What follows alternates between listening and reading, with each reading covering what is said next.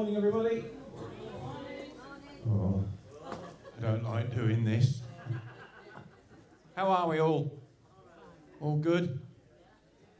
I know we're a little bit sparse on the ground first thing, but it's a busy day and fully booked tomorrow. How's that? Can't be bad. Can't be bad. Nice to see you all back here at, well, I was going to say sunny Blackpool, but it's not quite true, is it? Mind you, ladies and gentlemen, we were getting this all ready at 5:30 this morning. I can vouch for that because I saw the most beautiful sunrise. It really was gorgeous. Who's in for the week? You poor buggers. Hey, well done. I hope you have a really cracking week. Who's staying on site? Yep, yep. Everything okay? Thank God for that. Right. We've got about 30 seconds to go, ladies and gentlemen. So, just to remind you all, you're all live on YouTube this morning, and we've got a massive audience for you. So, if you've had a funny night and you're sitting with the wrong person, I'd move.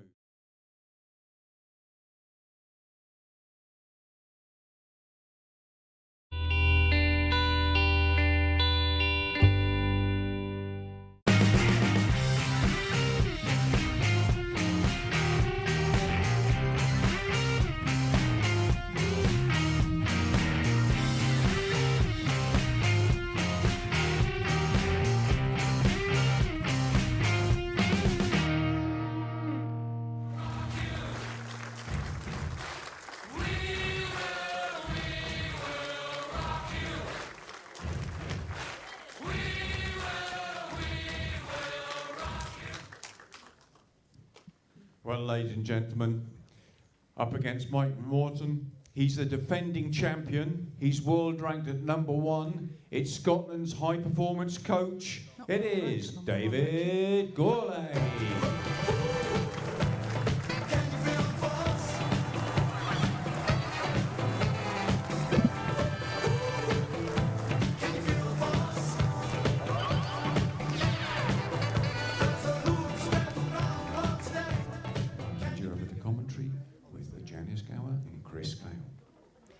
Well, good morning, ladies and gentlemen, and welcome to the Co-op Funeral Care International Open 2017. And we're live with you from Blackpool Newton Hall Indoor Bowls Club, which is part of Partington's Holiday Centres. Really pleased to be with you. Hope you can stay with us for the duration of this tournament. I'm delighted to be joined in commentary this morning by Blackpool Newton Hall's own Chris Gale. Welcome to commentary, Chris. Morning, Janice. I think it's going to be an interesting day's play, and of course we're starting out with the defending champion, David Gourlay, who's facing the Canadian qualifier, Mike McNaughton. Mike's not one that we know a great deal about, Chris. It's his first time he's qualified in an event, so it could be interesting. Nerves always play a key early on for the qualifiers. Yeah, it'll be a mixture of nerves and excitement. He's just got to tailor those nerves to start with, get off to a steady start, build his way into the game and move on from there, really. But he's got to feed off the excitement to start with. I know I was speaking to him before he went out there, Chris, and he's still struggling a little bit with the jet lag side of having travelled from America. He's actually moved now from Canada to America. They're living out of California, I believe. So it's a bit of a culture shock climate-wise for him over here as well. Yeah, a couple of the Aussies have been saying how cold it is, and they've turned up in the shorts and the flip-flops. I seem to remember I saw somebody else out there at 8 o'clock this morning practising in shorts, Chris. Yeah, it's quite tropical this morning. It has been warm practising though. The venue is very warm when it's enclosed. The green does play different to normal, but during the day, the more people that come in, it does get very hot out there. Yeah, I think we need to explain to new viewers out there, to the venue here at Blackpool Newton Hall, that this is actually a true rink. It's our rink number 2 at the club here. When you see us in the Scottish International Open or at the World Championships, that's played on a portable rink. This is slightly different, Chris, because it allows you to play shots that perhaps the portable rink doesn't allow. Yeah, very much. The portable, we all know, is very difficult to play those timing shots. This rink's a bit more forgiving. There are the odd straightener, we would say, on the carpet. But the majority of all hands, you can play the wide range of shots. There's a good shot there from Mike. He settled into the game pretty quickly here. Yeah, he was practising quite well when I saw practice, but it's like you say, when you go into the game proper, 6 inches behind your bowl. Nerves come into the equation. You can practice as much as you want, but once you get out there in a game situation, it is different. The feel's different. You've got the crowd watching you as well, and you're up against one of the best players in the world, David Gourlay. First game up, defending champions. Not the ideal draw, but it's one that you would look forward to and relish going into playing him, especially in your first event as well. Yeah, to some extent, nothing to lose. David, as we all know, doesn't play a great deal of bowls now because he now lives out in Sitges in Spain. But he comes down early to the events and gets a lot of practice, and it paid off for him last year when he won this title. Yeah, I've been down the last couple of days with David practicing, and it's been different class. He turns up and he just wraps the jack end after end. It's just amazing how he just turns up and plays the way he does.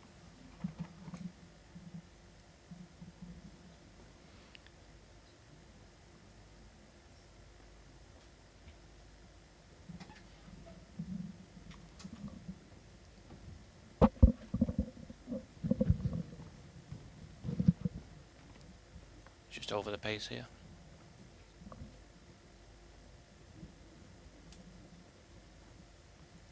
Well, he wouldn't want to be short at that though, Chris, because David's known for his timing shots, but I think at this stage of the game he'll just be trying to put something in close. Is that all right?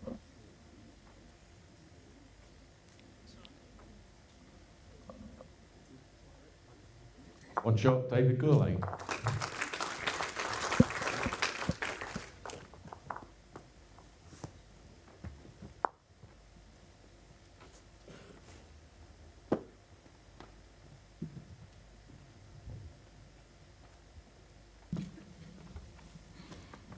Sorry about that sound. I believe we just had a little bit of a gremlin then going, so we're all sorted. As you know, our first game up in the commentary box always tends to involve a couple of little gremlins happening about, Chris. Little furry creatures running around causing problems, but we're back with you now. And defending champion David has taken 18. the first end. We play 2 sets of 9 ends here at the World Bowls Tour ranking events, and if necessary, if we need it, there's a 3-end tie-break. We'll explain that to you if we get into a tie-break. There's some good first-round games, though, Chris, that a few games could go to tie-breaks. Yeah, very much. If I just have a quick look at the programme, I can't remember who's on actually today. The next game up, Jonathan Ross, Mike Stepney, that could be a cracker of a game. Had a little roll with Mike this morning, playing well. From his time here at the Super Bowl as well. Yeah. He performed really well on the carpet. He likes the carpet, I believe, so. Like you say, had experience of the venue as well, which is obviously quite important. Especially at this venue, Chris, because I sort of describe it as the more intimate of the 3 venues. The public spectators are very, very close to the side of the rinks. So you can hear them muttering and groaning at you if they're not happy with you, Chris. Yeah, I look forward to that. Good end here from David straight away. His first 2. When you're playing David, as I know to my loss a few weeks ago, you've got to get your first 2 pretty close to have any chance of beating David. Once he gets on top like this early doors, he gets into his rhythm. It's very difficult to play against. Yeah, of course, you faced David in the first round at the World Championships back in January. I did, yeah. Didn't really turn up, to be fair. Both tournaments this year I've not performed how I like, so back to the drawing board and move on again tomorrow.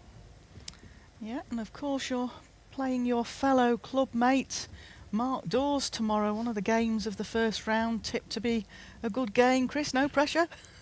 No, we just knew. I think both of us knew, to be honest, once we went into the hat what was likely to come out, and it did.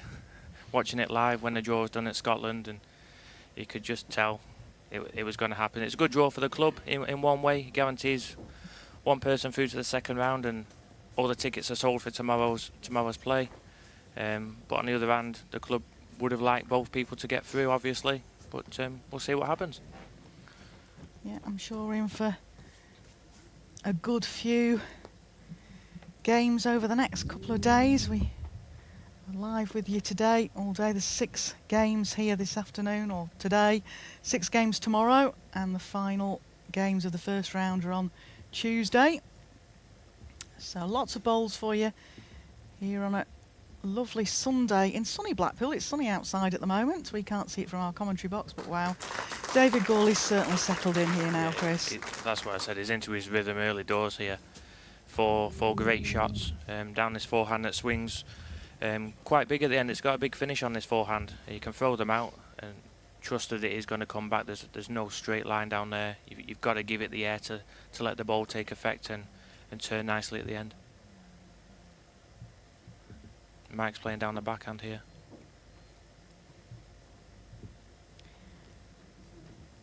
It's his first time over here, Chris. As I mentioned before, he's suffering a little bit from jet lag, but he beat Mark Sanford in the final to qualify for here. A familiar name to the World Bowls Tour circuit, but he drops a 4 there.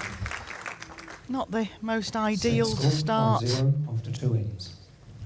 His campaign here at the International Open.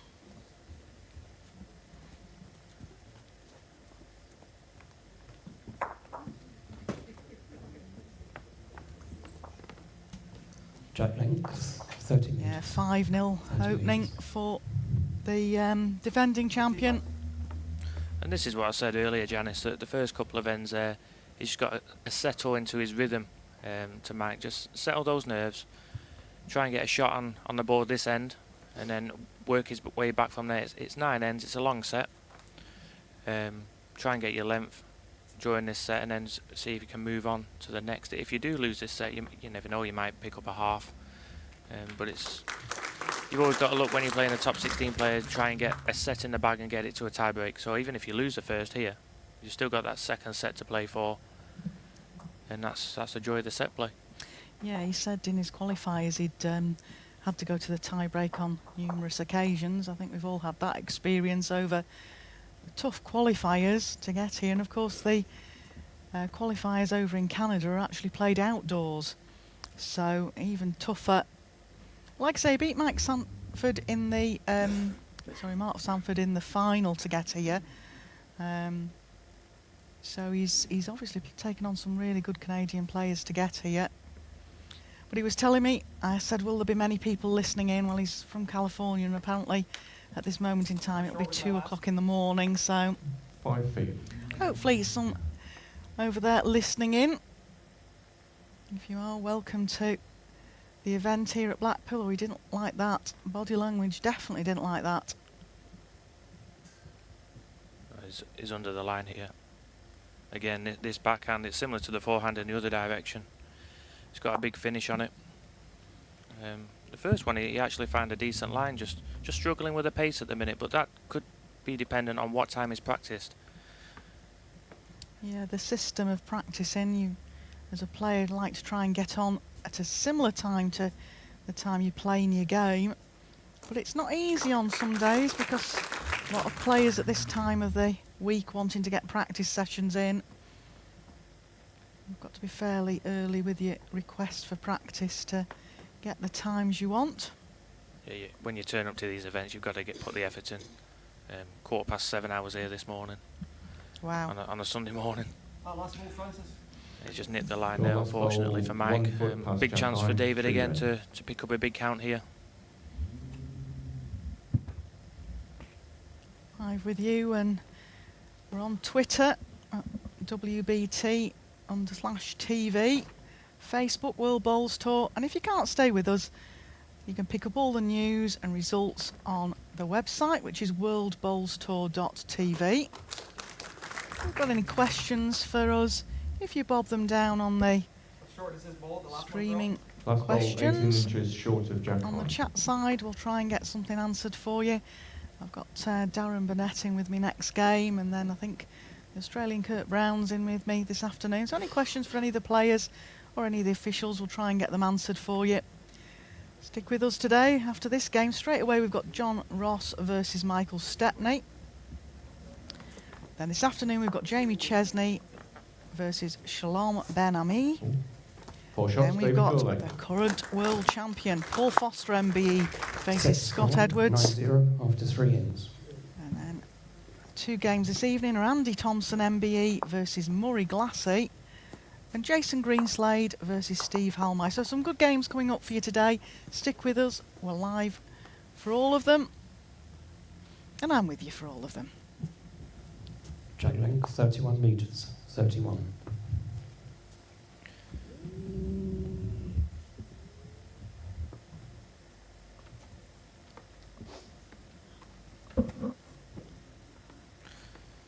I think Mike just needs to shake this up a little bit here, Janice. He's tried to draw himself out of trouble a couple of times. Last end, 18 inches I think was the furthest one away from David. Mike tried to draw the shot, was just unlucky, obviously lacking in the pace.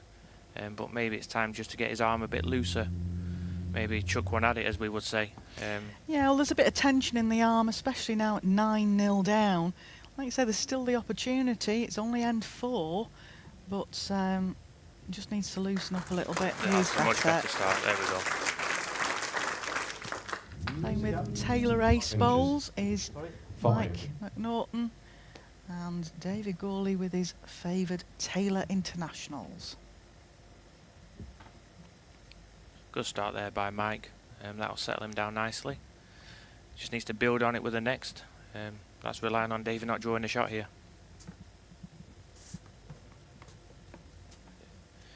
It's a bit loose from David, actually, to be honest. Oh, I've got some news in on the viewers. We've got Chris, we've got people in from Australia, there's someone from Turkey, New Zealand, Canada, Samoa and Mexico at this time on a Sunday morning. Well, thank you so much everyone for joining Chris and I, and hopefully you can stay with us for some good bowls here today. Another shot there by Mike, makes it 2. David will be looking to push through this. All on the pace to get back from this line. There we Great go, bowl. great shot.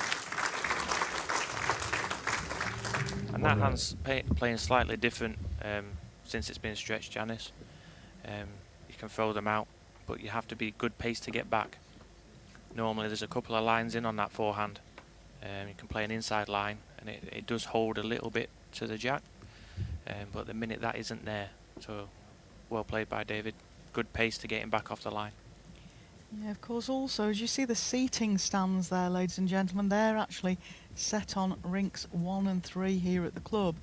So while the likes of myself and Chris and Mark Dawes are used to playing rink 2, well, it's got a rink open on either side. Now a seating stand goes in, and the surface was stretched on Wednesday, I believe, Chris. So it does make it slightly different, doesn't it? Yeah. It means that you have to adjust. Yeah, you can't go and play what we would normally play. Obviously, it's all enclosed. It's a lot warmer. Temperature doesn't change as much as what it would normally do when we are playing in league games or national games. So it is different, even though we're at home. One red. And people say, oh, it must be an advantage. Well, it is to a little bit. We know kind of what the rink will do. I just said to someone this morning, the main advantage is for me, I can nip back home in and around practice and put my feet up, and it's a normal day for me. I'm not stuck in a hotel room or anything like that. It's just a normal day. Come and practice, go back home.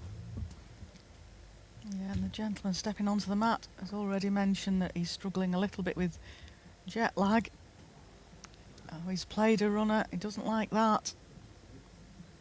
Yeah, as soon as you're wide on that hand, it doesn't come back at all. Not at that pace David anyway. Gourlay, 1 shot. Well, that was a better end from Mike. He had 3 around. He was very unlucky with his third, to be honest. It was good 10-0 pace.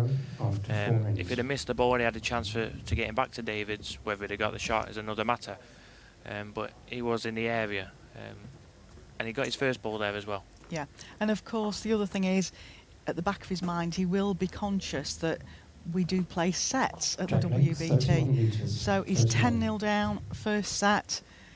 If he can just get his line and length and get a few ends together where he feels a bit more comfortable, he's got the second set of 9 ends that he could possibly turn the match around. Yeah, to win this set now is probably gone.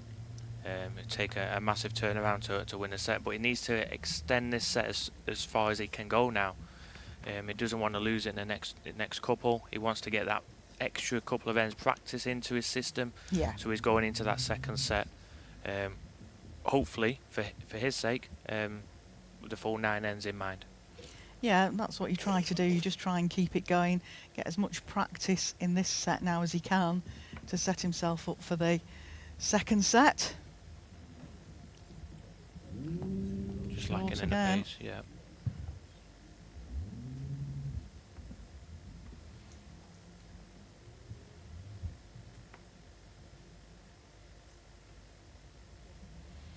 Well, we've had a question in from one of the viewers, Chris, about the venues, and of course yourself, you've had the experience of playing at all 3 of the current World Bowls Tour venues, as you It's qualified half this a year in bowl particular short for and all 20. 3 by finishing ranked 1 in the PBA rankings.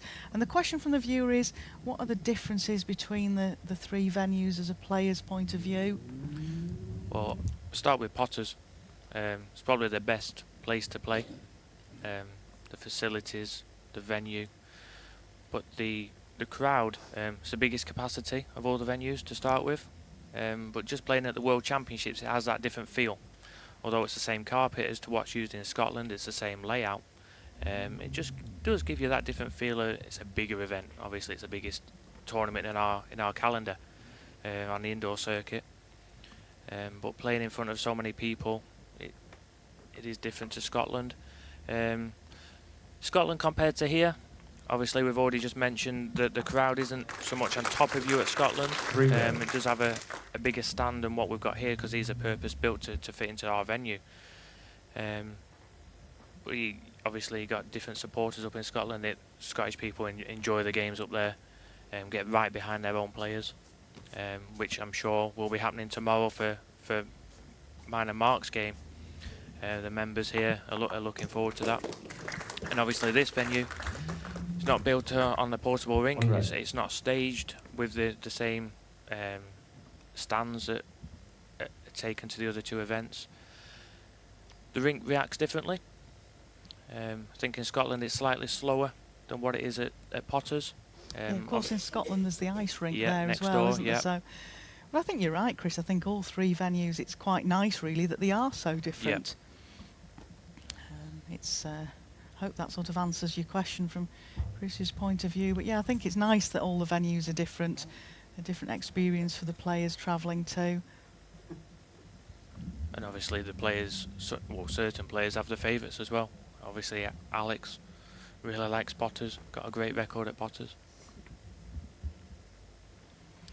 Well, Mike's just struggling here, and David hasn't played a particularly One good shot, end. David Gourlay. Yeah, 1 shot to David Gourlay. Of course, Set score, 11-0. we mentioned before after that 5 David ends. now lives out in Spain with his partner Stephen. That's just a replay of the last bowl. And of course I always like to give a little mention out to Storm. Hello Storm, I hope you're watching your dad on the television. Storm's Drag David's length, little doggy. 23.5 metres, 23.5. But he's now taken back over as the coach of Team Scotland, looking to the Commonwealth Games out in Australia in a couple of years. He was very, very successful as the coach of Team Scotland at the Glasgow Commonwealth Games. He stepped down from the position as he felt he'd done a lot of work towards that one, but then he got, I think the word is encouraged to go back, Chris, and quite rightly too. And he's full steam ahead now with Bowls Scotland, and of course he has the likes to work with of Alex Marshall, MBE, Paul Foster, MBE, Darren Burnett, a plethora of very, very strong Scottish players. Yeah, he's got a very difficult job picking a squad to go out to Australia. But so is the England coaching staff for picking our team to go out to Australia. We had some good results out in New Zealand towards the end of last year. Obviously Robert Paxton won the triples out there. Yeah, really, really going to be interesting. Different surfaces out there, Chris. It's a difficult job for any of the managers to try and pick teams for playing on those surfaces. But David Gawley out there at the moment is proving that he's not just a good coach. He could pick himself. Exactly, exactly. Captain's pick, Ryder Cup. Well, it's very much a question with David that he can definitely turn around and say, well, if I can do it. 4 feet past Jack Eye. I think Mike needs to just try and take the 2 balls off here, Janice. Yeah, we'll see if he's got a drive. No, just Trying to- drawing. Very difficult shot, especially when you needed the points as well. I don't think you'd have been short at that, Chris. Oh, I think at 11-0 down, Janice, I think my first one might have been going in the ditch at this time. Like I was saying before, it just tends to sometimes loosen your arm up, especially if there is a little bit of nerves out there. It's getting rid of the frustration as well. But David's dominating out there at the moment. Defending champion, seeded 1 at this event. Good again. Now, Locks the middle ball in, possibly if he sits down as well.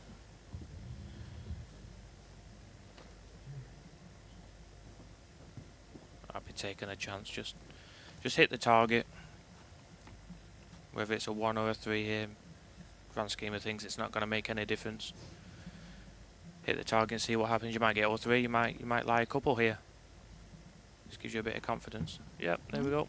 going quicker. See where the spots are. Under the line. Yeah, Oh, good got hit. it. Unlucky result, but he hit the target. At least he gave himself a chance. Yeah, and he's possibly just relaxed him into the fact that he can play a runner. And he has been short a couple of times as well, so pushing through a bowl like that might just release the arm for 1 him. shot, Mike McMahon. He's got a point out He's there. got a shot out of it. That's good. That'll be a calmer for him. I think as a qualifier, you like to get your point on the board. Set score 11-1 after 6 ends. And it extends the set as well. Gives him another end. Exactly. Tony Hatch just confirming there the match umpire that we're 11-1 up. There's 3 ends to play. I don't think this first set's going to go the way of Mike McNaughton, but at least he's getting extra ends played before he goes into the second set.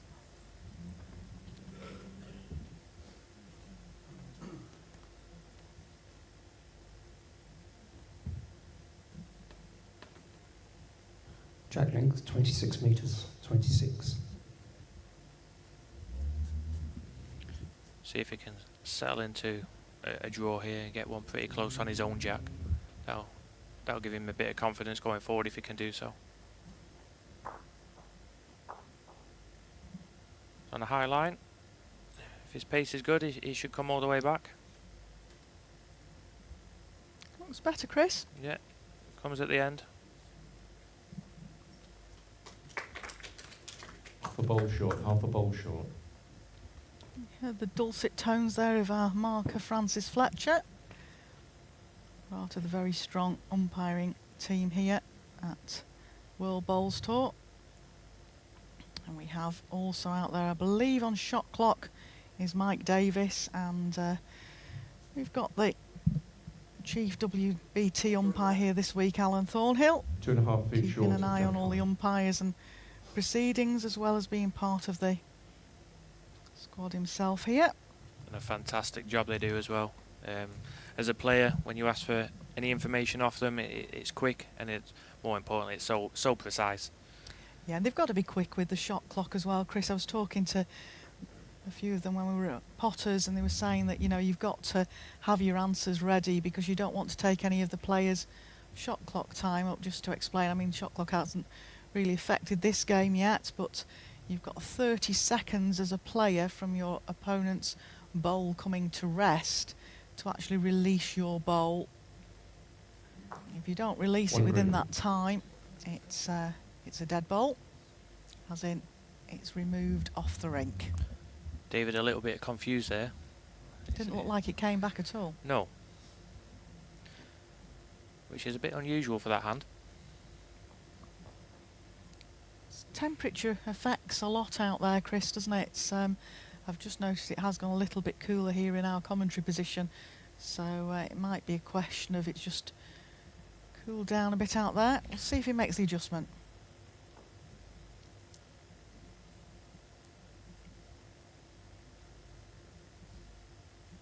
Is he far enough? Just needs to miss his own. Wouldn't have been too far off. He'd have got the shot for sure. Misses in his One own, green. missing the own. Yeah, still one green. Just loosened up a bit here, David. It can happen as well if you often say if your opponent's putting them close, it makes you put them closer. But for the seeds here, it's all about getting through the first round. You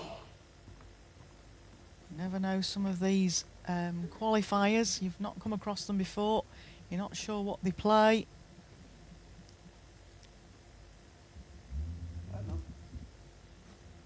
Yeah.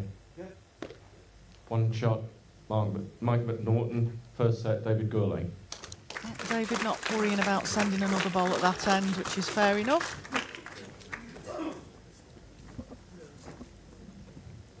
So that's the first set to the defending champion, seeded one here at this event, David Gourlay.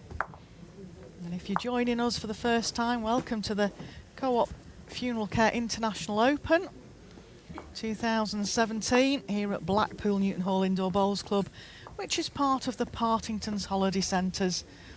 And we're live with you on the World Bowls Tour streaming with full HD and full commentary for every game played here at Blackpool this week. And if you can't stay with us, pick up the results and news on worldbowlstour.tv. But hopefully you can stay with us here on this Sunday morning.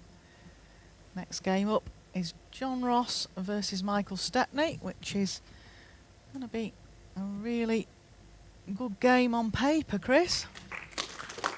Yeah, definitely. It's probably the standout game of the day, to be honest. Yeah, there's some good games today. One of the other ones be a highlight is Andy Thompson plays Murray Glassey. They played here last year in round 2. Murray Glassey, quality player. He actually qualified for all 3 World Bowls Tour ranking events, but time off work only allowed him to attend one of the 3, and he chose Blackpool. He chose to come to sunny Blackpool instead of going to the World Championships, but I spoke to Murray earlier and he said he'd experienced it here last year and he felt that that gave him a little bit extra boost for getting through a few games here. So that should be an interesting game as well, I think. Just spoke to him earlier. He's just coming in on as I was coming to the commentary box, and I think he enjoyed his day out yesterday. He went to watch the football yesterday. Ah, that's where he disappeared off to.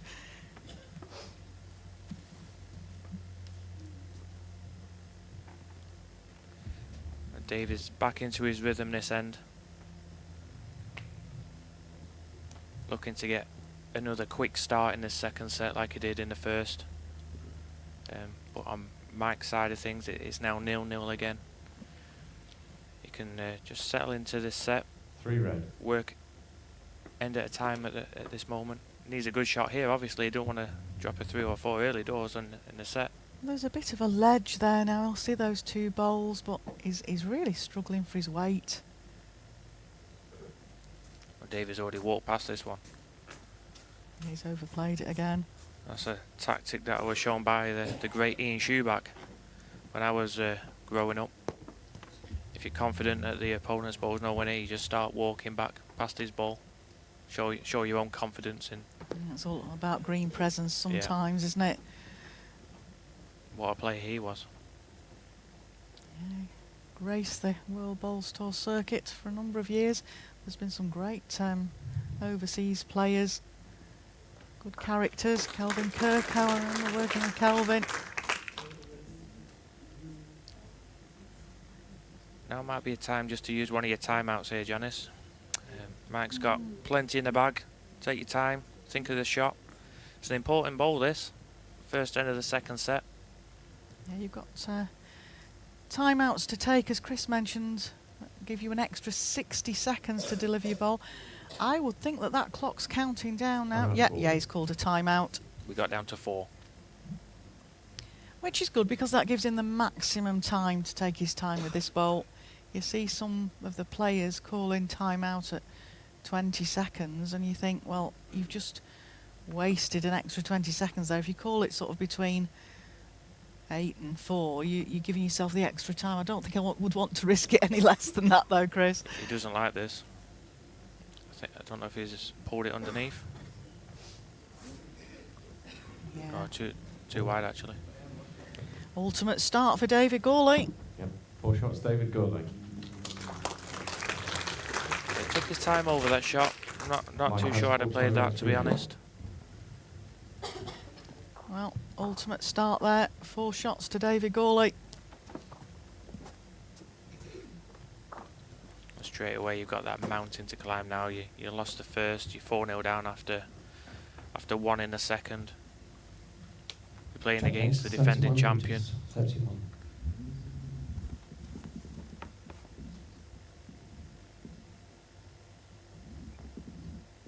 Let's see what Mike can do over these next couple of ends. Yeah, I think... Be interesting to see after the game, Janice, how he feels now he's played his first game. Whether he would approach another game in the same way or a different manner. And as we mentioned before, qualifying is hard to do at the best of times. And I've had it myself, Chris, where you've come off a game and somebody said, oh, you'll be all right next year. And you think, oh, do you realise I now have to go through the process of winning 5 or 6 games at a venue to actually even get a sniff of getting to one of the WBT events? Yeah. And it's getting harder. The quality of player now involved in qualifiers, Chris, has gone up certainly over the years. I think a lot of it to do with people playing maybe more set play. A few years ago there was less tournaments of set play. It's a different way to play the game. Yeah. It's tactically it's different. You seem to be more aggressive early on in games. Yeah, because ends can disappear from you. In the qualifiers, we play 7 ends. And that first set we've just witnessed this morning ended up being 7 ends. It was cut 2 ends short because David had such a lead. But in the qualifiers, the set's probably over, near enough over after 2, definitely after 3 ends if we were playing 7.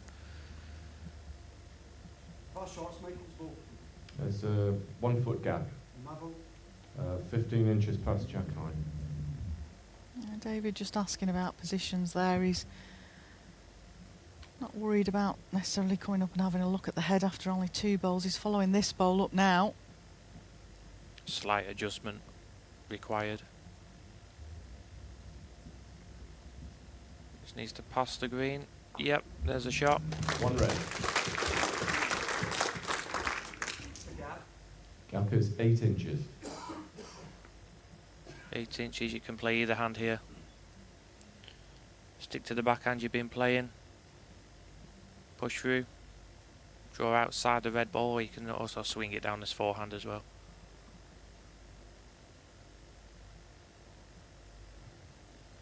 Plenty of room to draw the shot round the ball. Great view of the set there. The WBT set. He's gone for the drawing line. Yeah, just Well overplayed.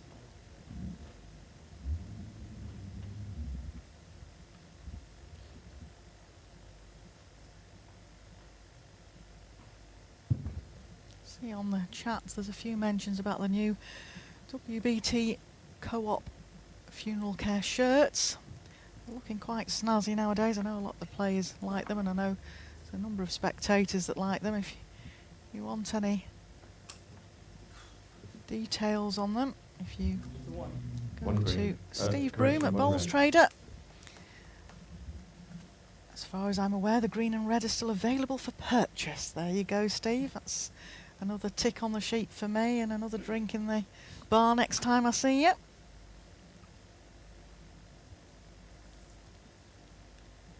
I'm actually sporting one of his shirts sat here, Chris, as well, so but that's no good to the viewers out there, is it?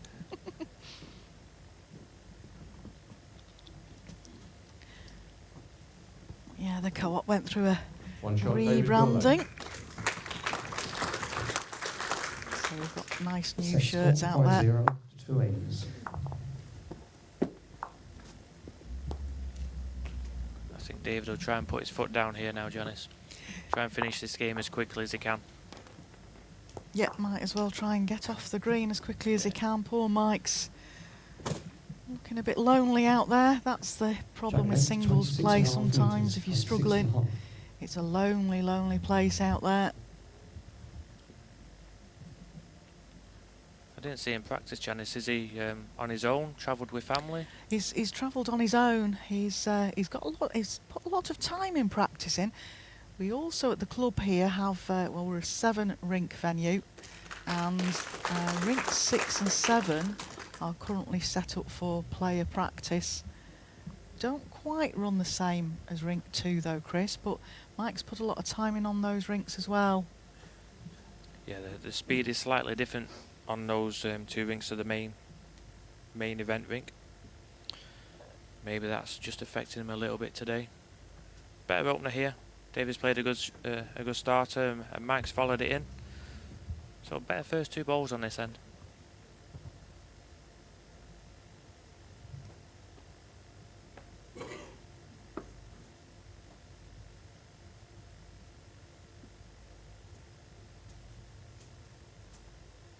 Just slightly under the line from David, just lacking probably a foot of pace as well. Chance for Mike here just to reach up to the red ball, very similar to his first. If he guarantees the pace and lifts through the red, he'll sit the 2. Draw the jack. Is he reaching? That's a good effort. One red. Well, 2 not bad bowls.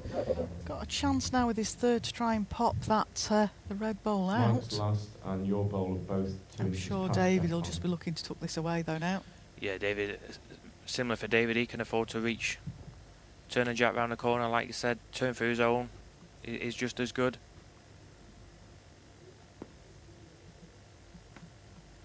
Got a nice crowd in now out there, Chris. A few. Yeah, it's filling Come up. in. Yeah. It is filling up.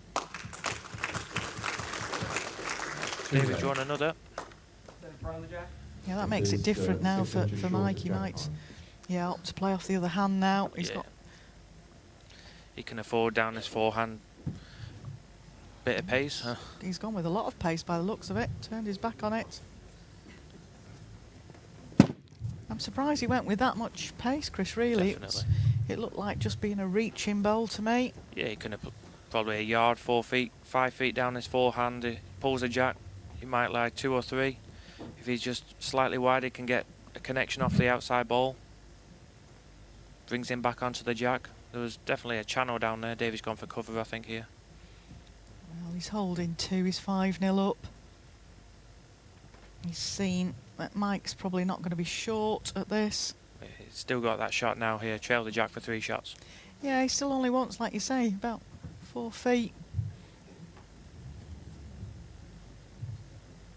Oh, that's an Oh no, unlucky that's result. gone. You just know sometimes when it's going against you, it's going Good against shot, you. David Goulet. There we see it again. Gets off the red bowl and then back Set up score the rink. 8-3 after 3 ends. 8-0, correction. So 8-0 is confirmed after 3 ends. He was 9-0 up after 3 ends the first set. Rather a convincing performance here from David Goulet. Jack length, But 29 really, metres. I would 29. also say, and I'm sure David would say it himself, he's sticking in there because Mike McNaughton is struggling. He really is struggling. Yeah, that was the best end he's played of the game there, Janice. His first two were a good pace, just missed the line, just didn't get back to the jack. His third was probably a wayward shot, to be fair, and he was unlucky with his last. He hit the target. If he gets the jack clean, he gets a shot in the ditch. As it was, it bounced off the red ball and he dropped a 3, unfortunately. David, I think, has changed the length here as well. Janice is trying to shake him about a bit.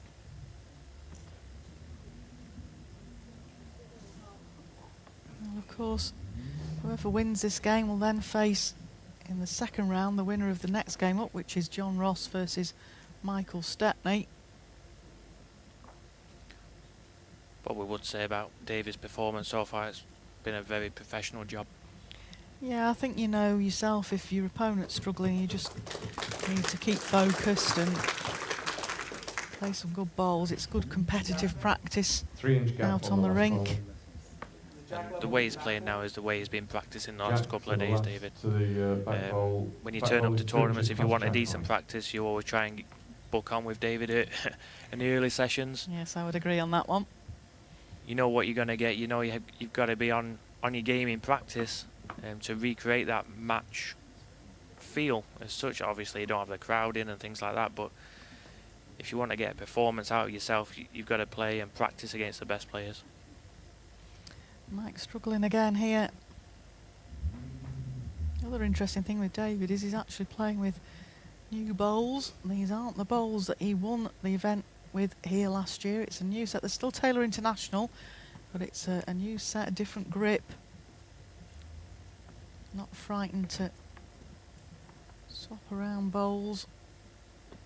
Always finds a set that suits him. Some of the locals, the Southport club there. Bob Marshall at the end, at the top of your screen. Play with him outdoors. He plays at Southport, I play at Manchester, but part of the same county team.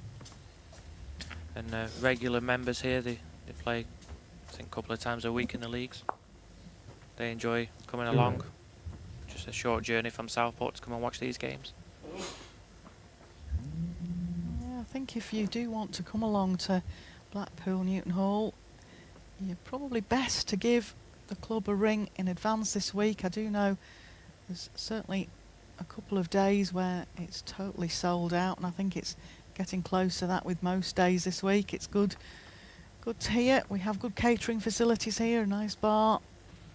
It's well worth coming along to have a watch, but like I say, if you are going to make the journey, I would just phone up first, because it's nice to be able to say, Chris, but I think we're fairly fully sold out for most days. Yeah, ticket sales are going well. Mike's having a look at this here. He's got the best two back, I think, Janice. Obviously, it's very difficult to draw. I struggle with his drawing pace during a game. It's a timing shot down the backhand here. Look to land onto the shot bowl, push the jack back into the ditch. It might lie a couple of shots. He's got to pick the pace here. Doesn't want to be flashing at this.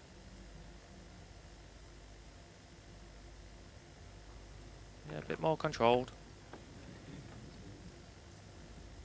Can he get back? It's in the area. Just a good effort. It's right sort of pace, really. Yeah, he gave himself a chance there. He let the ball do a little bit of work. Next score, 12-0 after 4 innings. Mike has 3 timeouts remaining.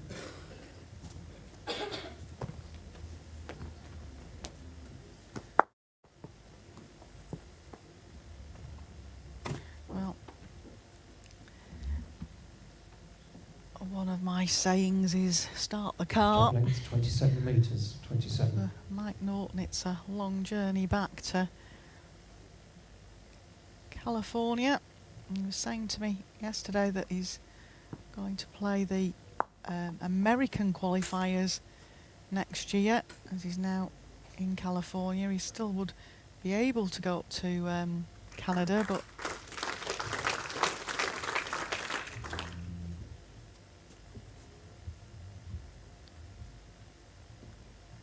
That'll be an interesting qualifier next year then with Neil Furman.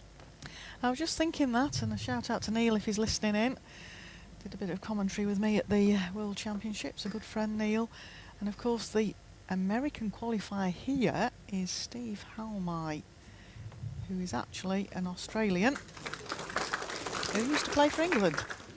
So it's a real interesting scenario, is the American qualifiers. And I noticed the other day there was an advert on Facebook saying to people, you can come and have a holiday in America if you're a PBA member and play. All their qualifiers take place within a week.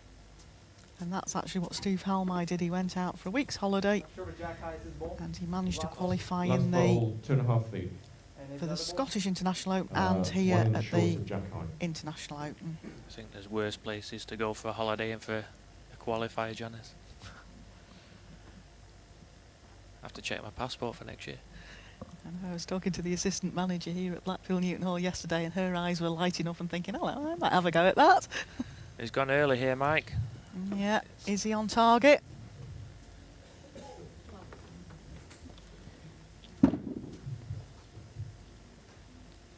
Of course, he's 12 shots behind and he's got to win this set to take us into a tie break.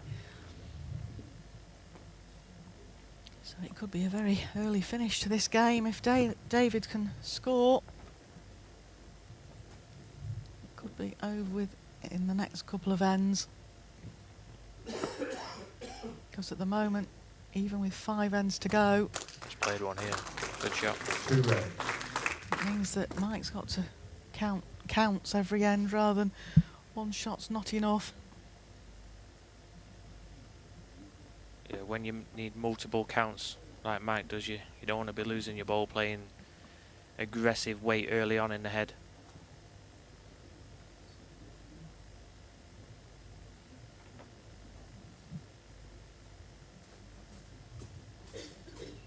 Just under.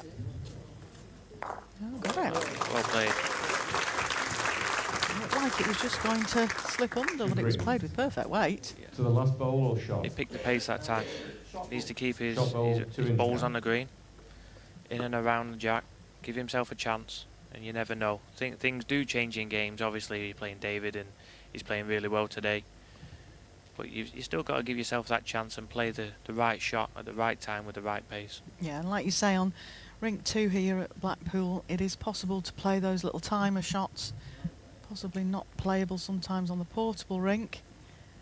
But he's going to be on the card here in the second set. Yeah, chance for another one here. Look for a length down this forehand.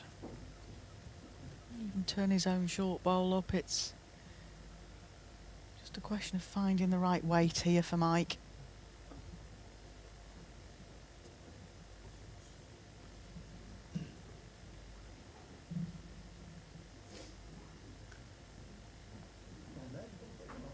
Good line. Oops. Is he being lucky or unlucky, Janice? Well, might have even pushed it to. Oh, it's just a lot of looking going on. I thought the green ball that's closest to us looked like it was going to be shot, but it's obviously moved it quite a way. Here we go on a replay of it, Chris. Coming in, just gets the wrong side of the jack, flicked it over. And lifted his own ball down as well. So umpire Tony Hatch being called out. It's 1 red versus 2 green. Oh no, that angle. The shorter green bowl doesn't look likely, but what's this green bowl doing?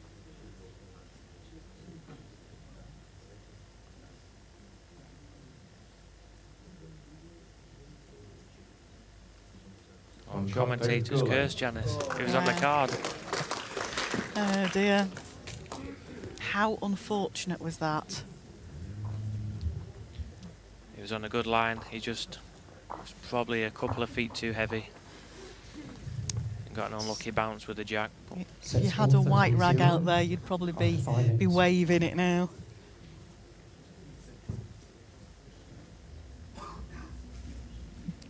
David is certainly one of the gentlemen of the game.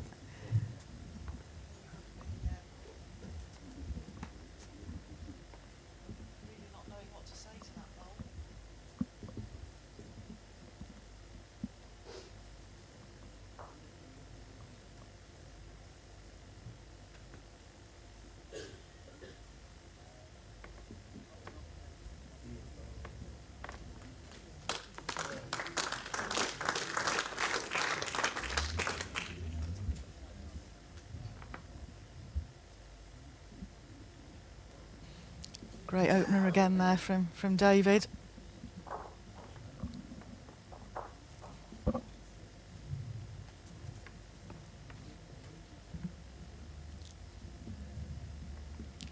Just under the line, Chris, but again, a better bowl. If he'd have started off the first set as he's playing now. Your bowl, about a quarter inch short of Jack. Yeah, he's settled into a better pace with his earlier shots in the second set, but that first set maybe lost a bit of confidence. The nerves obviously were there. And unfortunately, he's not been in a position to give himself a chance to make a count, really.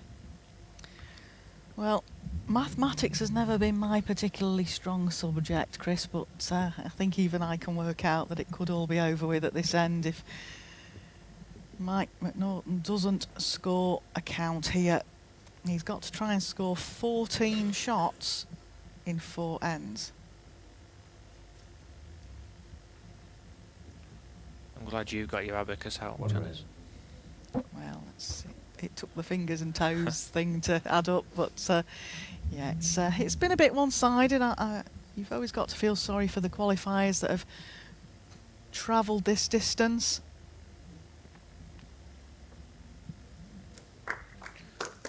David just released the jack a little bit there. Still holds the shot. One red. Well, Mike's got to score a minimum of 2 shots here, so it is possible if you just rest that shot bowl of David, sits it out.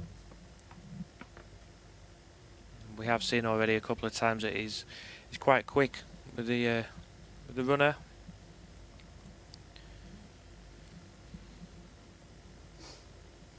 Timing something down here. Needs to get the shot bowl of David Gawley's out. Oh, He's unlucky result again. yeah, right in the right area again, Chris. Though it's Yeah, hit the target. But David did move the jack with his previous ball, just freed it up, allowed it to come through. yeah, I'm just looking at the way that head's lying now, and It's terrible. yeah, wondering how he's going to get a 2 or 3 out of this. Yeah, he hasn't got a ball past the jack now, though. No, it doesn't Following the look good. movement. And if this locks in between those, yeah. He's got the backhand shot, he's got the green onto the red.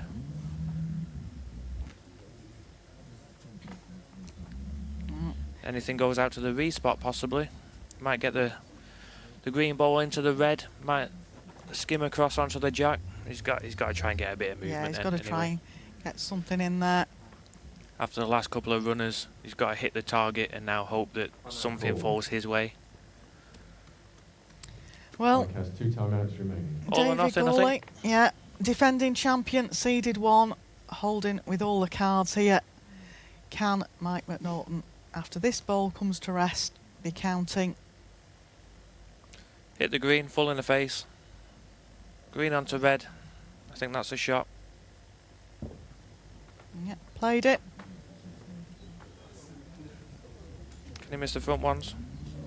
One shot, second set, and the match. David Well, Gawley. game over. David Gawley moves into the second round. We're next up with John Ross and Michael Stepney. Thanks for your company, Chris, and all the very best tomorrow with your big game against Mark Dawes. Yeah, thanks very much, Janice. Once more, ladies and gentlemen, we'll give you another round of Good luck to everyone else in the appreciation tournament for Mike and the viewers. David Gawley. Keep watching the rest of the day's play. Some good games coming up. Thanks for your time, folks. Join us after this short break for the next game. The next match will follow on in approximately 5 to 6 minutes after the players have had a little couple of trial ends.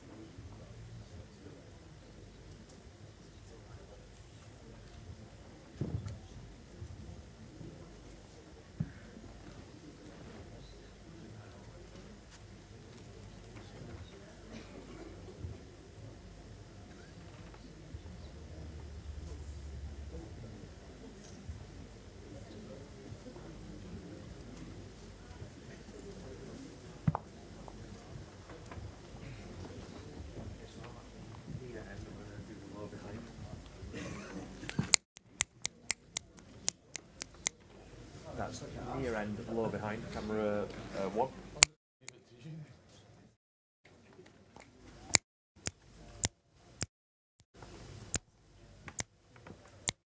Yeah, I've got the jib up top. That's camera 2.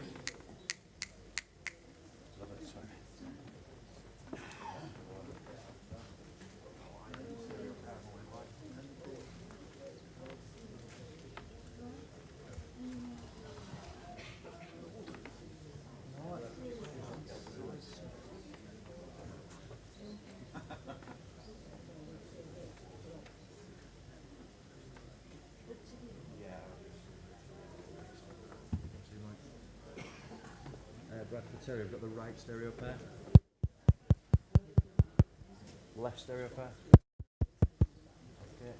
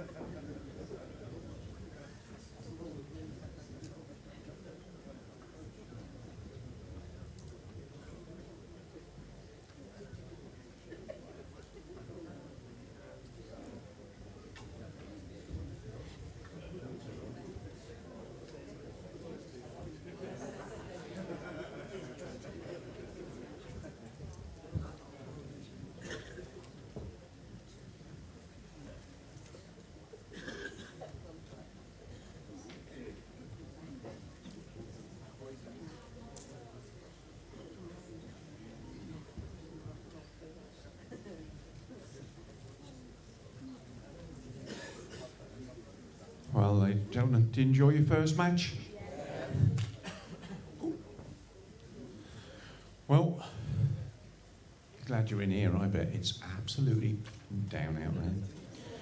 Right, well, ladies and gentlemen, welcome to the Cooperative Funeral Care International Open here at Blackpool Newton Hall. And for your second match this morning, let's bring the players on.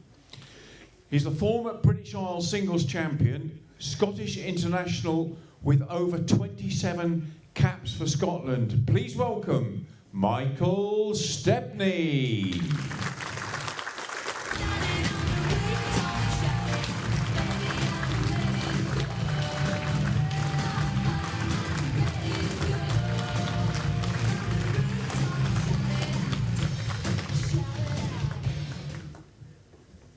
And up against him, ladies and gentlemen, he's a world outdoor gold medalist. He's ranked indoors at number 13 in the world. He's from Scotland. It is Jonathan Ross.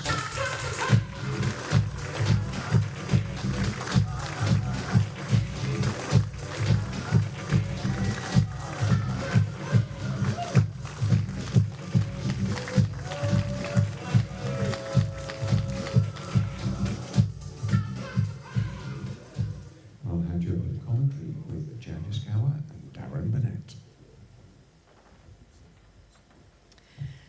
Well, hello, ladies and gentlemen, and welcome again to the Co-op Funeral Care International Open 2017 here at Blackpool Newton Hall, part of the Partington's Holiday Centres group. And as Richard, the MC, mentioned there, I'm delighted to be joined in commentary. My partner in crime in the commentary box most times, Darren. Welcome to comms again. Thanks very much. Yeah, it's great to be back in here and really looking forward to what I think will be an excellent first round game. Both players are quality players, and I think it could be, you know, a quality first round match. Yeah, we're talking to Chris Gale, was in commentary with me first game up this morning, Darren, and we were saying that this was possibly the game of the day on the paper. But, John Ross, no stranger to the viewers at the WBTs, one of the ones that always seems to hang in there to the top 16, but hangs in around the 14, 15, 16 region. And of course, Michael Stepney, well known to this venue. He did really well in the Super Bowl here 2 years ago. I think he got beaten in the final by Billy Jackson. So, interesting opening bowls there, Darren. Yeah, both players just taking a wee bit of time to settle into it. It's always difficult first end. You normally have your roll-ups and there's a wee gap while you're introduced, so you often find the first few bowls are just players trying to find their weight, and I'm sure it'll improve.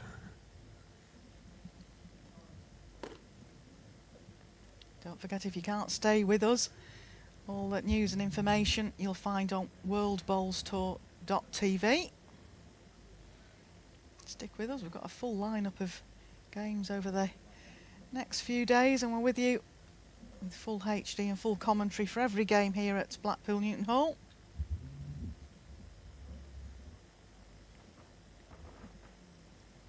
Of course, both of these players now are listed as Scottish. Jonathan Ross speaks with a very broad Irish accent.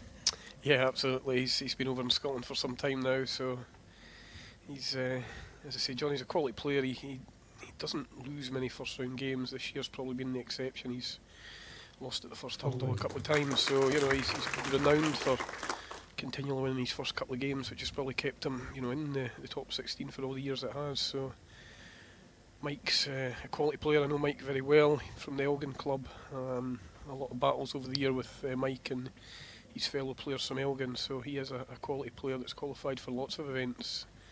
Quite a good record in the pairs with Andrew Barker, been at the World Pairs quite a few times. He was at the World Championships this year in the pairs. Just lost out on the first round, but no, Michael Stepney, very confident player as well, Darren. Very confident in his own abilities. Yeah, absolutely. He might just look to come down the forehand here, lift his own ball in. If he can get a pass to the jack, he's got two in behind.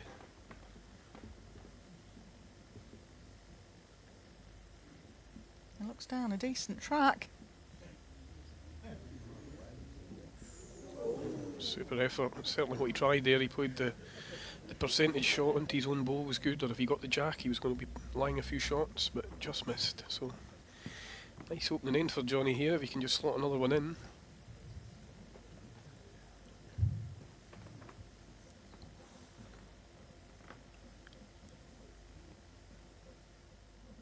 Yeah, of course, this is the last of the 3 World Bowls Tour ranking events, so for players down at the bottom end of the ranking, they really do want to be getting through these first rounds. I know John Ross, Mark Royal, Jason Greenslade, Mark Dawes, they're all in danger areas.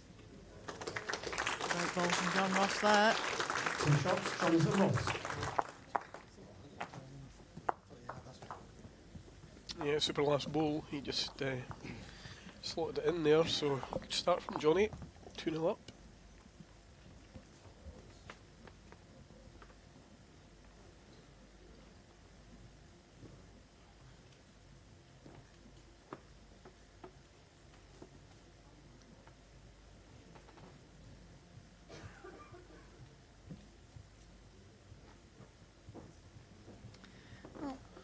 Known for his drawing game, really, John Ross. Been in and out of the Scottish Shall team we? since 29 he metres. moved up there. Of course, represented Ireland for many years, both indoors and out.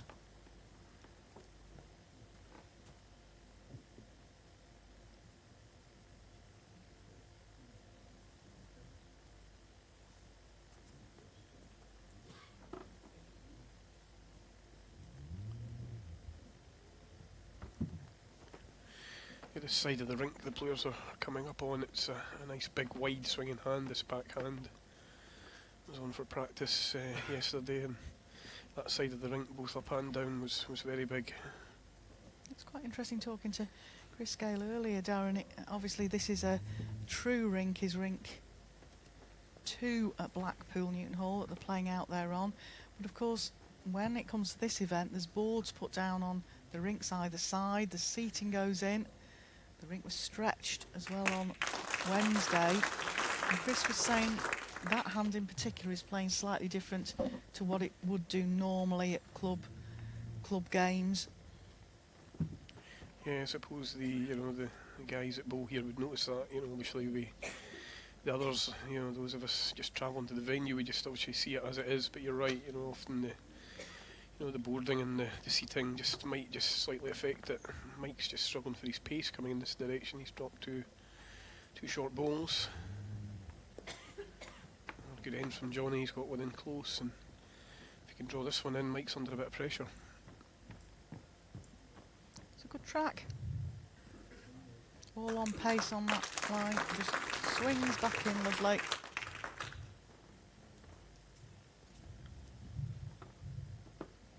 Tony Hatch, the marker out there on the rink. I believe Alan Thornhill's the umpire and Mike Davis is on shot clock. My reckoning means Francis Fletcher, it must be his game off. And I do know we have joining us on the YouTube stream. If any questions come in for umpires, I believe we have both the other 2 umpires, Dan McManus and Dan Blewett. Shout out to those 2. They're sitting there with the slippers and the cocoa sat at home, Darren, when we're busy working. Absolutely. Good effort from Mike there. I thought he was just going to draw it, but he just fell back. Certainly still 1 down. It might be 2. It's very close.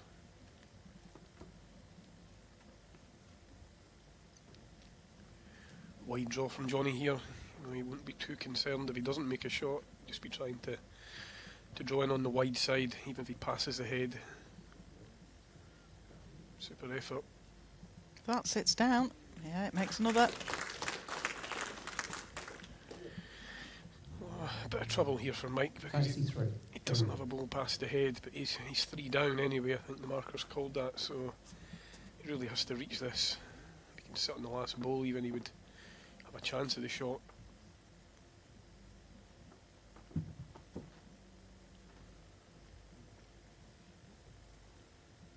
Well, he's following John's line down. All on pace. All on pace here. Very close. It's going to be unlucky. He's still going to drop a 2. 2 shots, Jonathan Ross. Great effort from Mike. He just needed to kind of get round the jack. To have his best chance of drawing the shot. He just come onto the jack and pushed it into the red balls and fell back. It was almost the perfect bowl.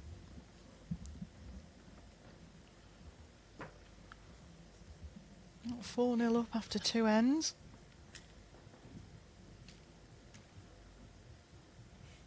Of course, I was saying about qualifiers, often the top 16 have never come across the player they're playing against, as in the David Gawley game earlier, but these two will probably have come across each other a few times in Scotland, Darren, I would think. Yeah, I'd imagine so. They'll know each other's game pretty well. They'll be aware of the tactics each player will probably adopt. So, I think ultimately, it's a battle of the draw to begin with in most games. And, at the moment, Johnny's just managing to get his first few balls in closer than Mike. So, Mike might just have to change things about, a wee bit if it continues. Might mix the game up a bit. Mike's got all the shots, there's no doubt about that. He plays at the back end a lot for Elgin, so he has a variety of shots in his locker. Might just be under the line with this. Mike plays with Aero Groove. And I just noticed there that John Ross is playing with his Taylor Internationals, which is the chosen bowl of David Gawley, the defending champion as well. Yeah, I think there's a few of us in the Taylor camp that have sort of moved to the International just to try and get a bit more bend, particularly more on the portable rink, I would say. Here's a different venue altogether than the portable rink, but I think if you get used to them, then you sort of continue playing with them. So there's quite a few of the Taylor players have switched to the International in the last year or so. Looks close here. Well, let's sit.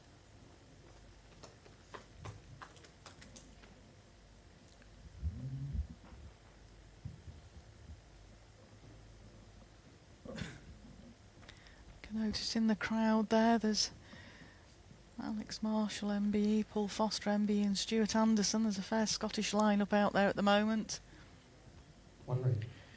Yeah, I think most players probably thought this would be a good game to sit in and watch. Backhand draw for Mike, just trying to adjust the pace slightly from his last to draw the shot.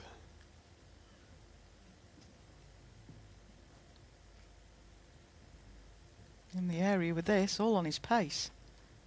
Oh, just overplayed again.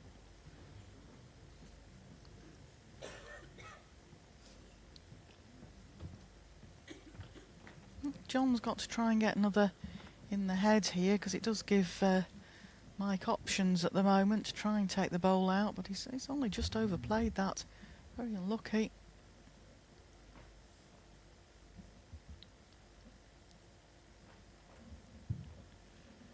Yeah, as you say, backhand draw, just trying to get another ball in about. If he can beat the back balls of Mike, that would be a perfect ball.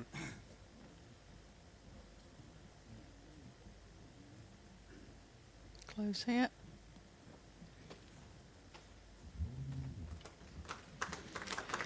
That's one of those that you could call a good bad one, because it's actually given Mike Stepney the rest off that bowl now. 1 red and a measure. 1 red and a measure declared.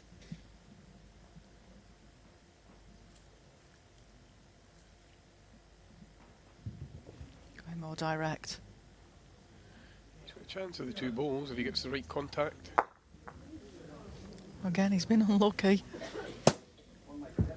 1 shot, Jonathan Ross. I think the key to the match so far is that Johnny has been beating Mike to the draw, and he's forcing Mike to play all sorts of different shots, and Johnny will be very, very happy the way he started the match. 5-0 after As I 3 say, ends. getting his balls in first and causing Mike a few issues.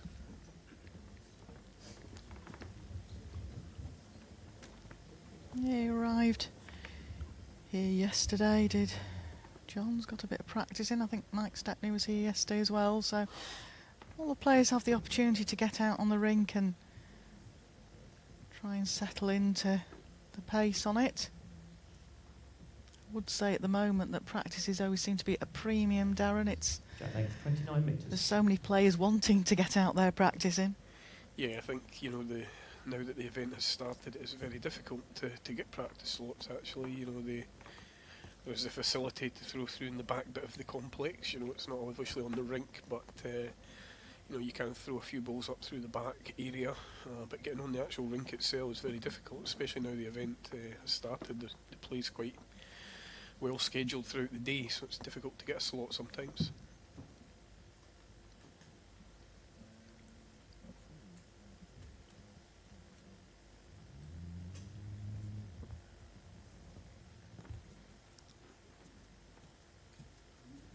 Better here.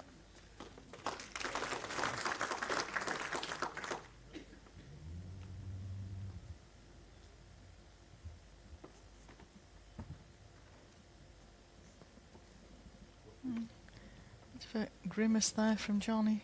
Obviously doesn't like the line or the pace. The line looked all right. Just the pace.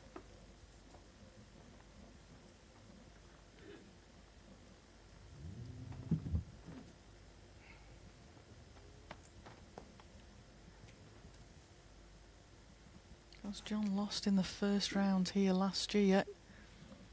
Not been a particularly happy hunting ground for him last year, but the year before he got through to the quarter-finals. So a venue of mixed blessings for John Ross. Kind of role reversal this end. Mike's got his first two in close, and big ball from Johnny here. If he can draw the shot, it takes the pressure away. Just pulling up short again, so big opportunity for Mike to draw another shot here. And Johnny's going to have one left to save a multiple count. As we mentioned before, Mike Stepney's a very confident player, so even at 5-0 he won't think himself out of this set yet. 9 end sets we play at the World Bowls Tour ranking events. It's not like the qualifiers where you've only got 7 end sets. You'll be disappointed that didn't finish centre, Darren. It's set up something for John to target, really. Get inside that. Yeah, obviously he probably wanted it closer, but you know, he's drawn a shot. That's the thing, he's lined the 3, so nothing but a draw for Johnny. Backhand draw. Looking to probably add a couple of feet on his last.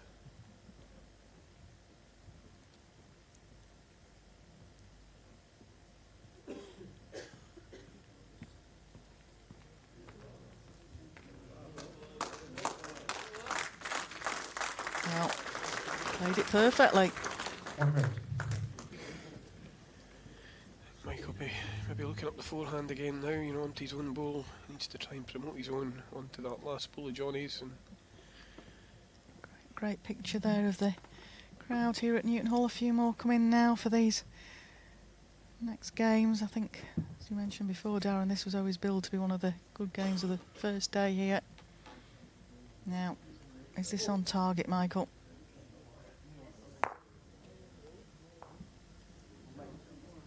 One shot, Jonathan Ross.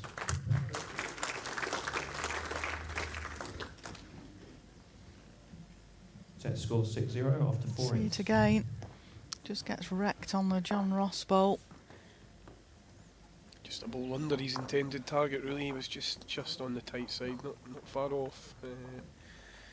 Such a good last bowl from Johnny. You know, he was under pressure there, 3 against him. Would have brought Mike right back into the set, and he put a cracking last bowl.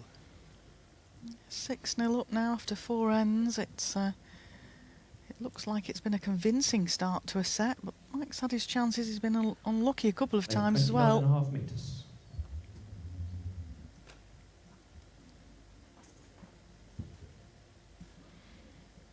Can't stay with us this morning. Don't forget, after lunch, starting at 2 o'clock, we've got Jamie Chesney, who was runner-up here last year, playing Shalom Ben Ami, the Israeli qualifier, and then we have the current world champion, Paul Foster MBE, playing Scott Edwards, the English qualifier. And then we continue tonight for you with Andy Thompson MBE versus Murray Glassy, who did really well here last year. And Jason Greenslade plays the USA qualifier, Steve Halmy. So stick with us, we're with you all day. I think you're joining me again for the Paul Foster game, Darren. That's going to be interesting. They always say that it's a bit of a curse for the world champion when they come to this next event in the circuit. Notoriously don't ever do so well at them. And I'm questioning you as an ex-world champion on that one, Darren. Yeah, I mean it's really difficult, and it's not quite so bad now. I think in the last year or two, this event has moved back into the slot in March, so gives you just a bit of time to enjoy your World Championship victory and then focusing on this event. Before, it was sort of the very next week, and I think that was always very difficult. It's difficult when you've played in a World Final to compare that to anything else. So you're right, it's not been a great event for many World Champions previously, so I'm sure Paul will try and put that right this week. Yes, I was going to wind him up if I saw him about it, but I've not had chance yet. That's a great World Championship final there at Potters in January. Paul Foster under the cosh from Greg Harlow in the first set of it. Came back, won the second set in the tie-break. Has now racked up 5 World Championship titles. Yeah, not a bad little haul, eh? Yeah. No. Quite happy with one. Good ball from Mike. I think he's counting there and he's come to a good position. Now, can John Ross do what he did at the last end and find a good ball with his last ball? I don't think his body language seemed to like that. He seemed to be urging it on. He's certainly out on a wide track. It's making its way back, but I think he's just overplayed it. Overplayed it. Chance for Michael now. Yeah, it's just the end. Mike wanted, he wanted to get on the scorecard. He's got a reasonably straightforward draw to try and make a 3, so I'm sure he'll want this one to count.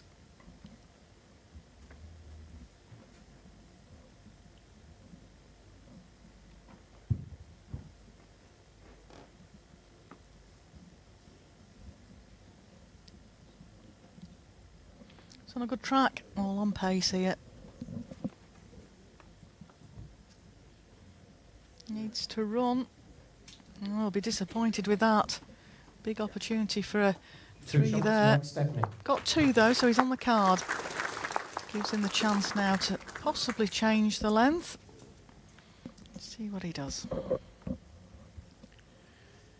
Yeah, just pulled up short. I think he'll be disappointed with his last ball there. It was a chance to score a 3.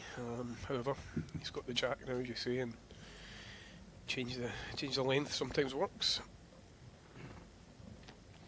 Well, he's still got 4 ends left. We're into end 6 now. We played 2 sets of 9 ends, and if necessary, we have a 3-end tie break.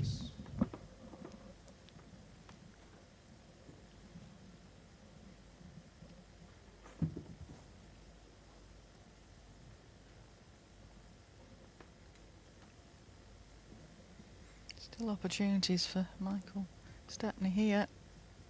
It's a very good track. It'll finish all the way back to centre if it's a length. It's a good opener.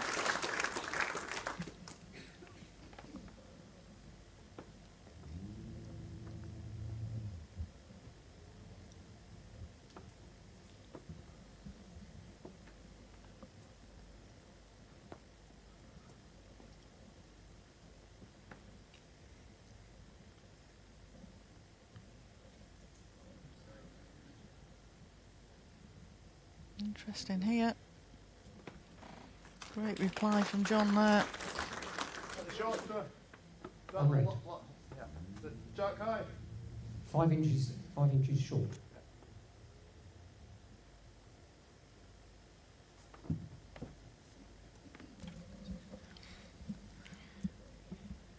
Just trying to repeat the first delivery, another ball in there.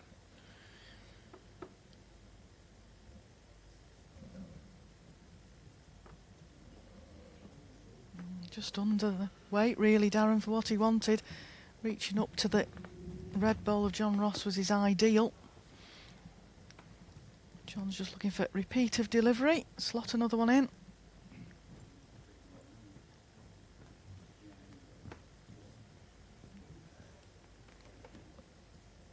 It's not a bad place.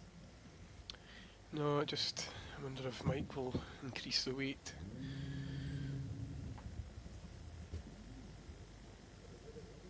Yeah, he's certainly coming down with more pace this time. Perfect. Got it perfect.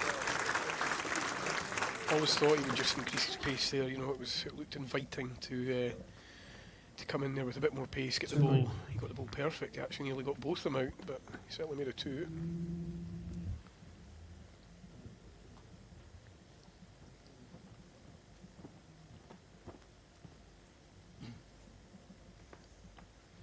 Well, John changing to his backhand here. And playing a runner.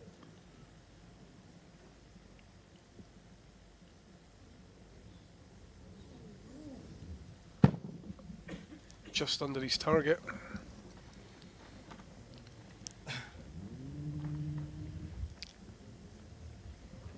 If Mike can draw another one in on the forehand, he'll be lying a three. Just taking his time. He's got plenty of time.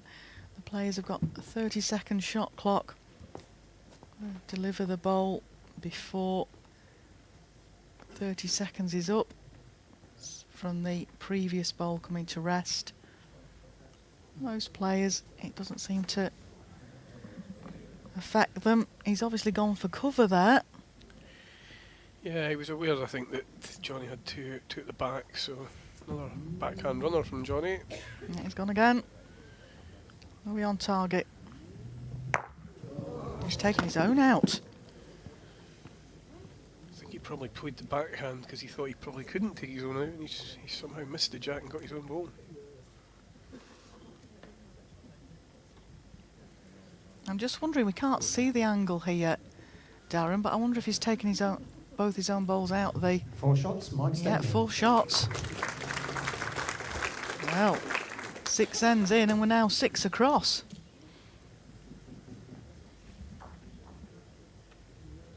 Set scores 6-6 after 6 ends. That's a tongue twister for our umpire Alan Thornhill at this time of the day on a Sunday.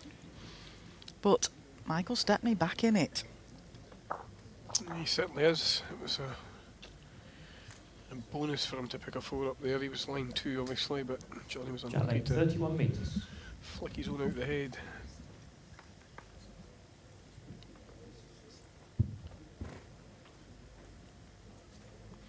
Sticking to the 31-metre jack here. Didn't seem overly impressed with it. Pulled up well short. Temperature does change things in there, Darren, to explain to the viewers at home. It's quite an intimate venue, as you can see, the quite closer the public to where you play in, and also there's screens all the way around the actual rink, so it does get very warm in there, and as a reverse to that, if doors are open, it does get quite cool as well, so that can affect it, Darren. Yeah, I certainly remember from last year. It was exceptionally hot on the green last year, so obviously the temperature does affect the pace of the carpet. It does that in most stadiums. I'm sure people watching this will relate to that in their own stadium. Depending on the temperature, the surface will run slightly differently. Your ball is 2 feet short.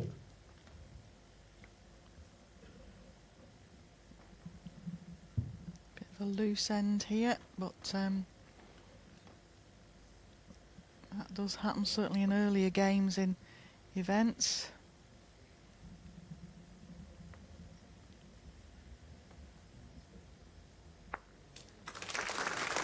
Good reply there from John. 1 red. How far is the jack behind the red ball? Is the gap of 7 inches. Don't quite need a translator for Michael Stepney. I know his pairs partner Andrew Barker. Sometimes we have to look at each other to see what Andrew's saying, and shout out to Andrew if he's watching his mate here. One red. He's probably having a wee smile at that comment because he's got very, very strong Scottish accent, as Andrew. Chance here, if Johnny can draw another one, he'd be line 2, and Mike certainly doesn't want to drop a 2 or a 3, having got yourself back into the set, so... So we have to say about the 7th end, Darren, on how critical it is. He's close here. Yeah, Mike will just be disappointed, you know, you pick a 4 up, you're back to 6-all, you just want to play a tight end, and just hasn't quite got his ball in close to the jack this time, and he's got to play a big last ball here.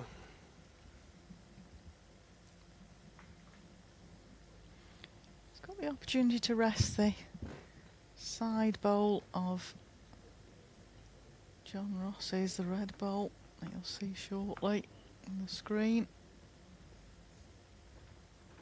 It's down a decent track. Oh, he's just short. He knew himself he was short as well. Well, chance now for John to draw 3. Yeah, and it would have to be said it would be a cheap 3 if he does. It's not been... There's been nothing converted, just been drawn in, so that'll be the most disappointing for Mike, is that Johnny hasn't really had to work for this. You know, he just has to repeat his last 2 bowls, and he'll be picking up a 3. It'll be a handy lead with 2 ends to go. Apparently we've had a question in, Darren, about the length of the rink here at Blackpool Newton Hall. Obviously some viewers are very, very awake on a Sunday morning and notice that it's slightly longer than the portable rink tee to tee. Maximum length here, I'm reliably informed, is 31.5 metres, whereas the portable tee to tee is 29.5 metres.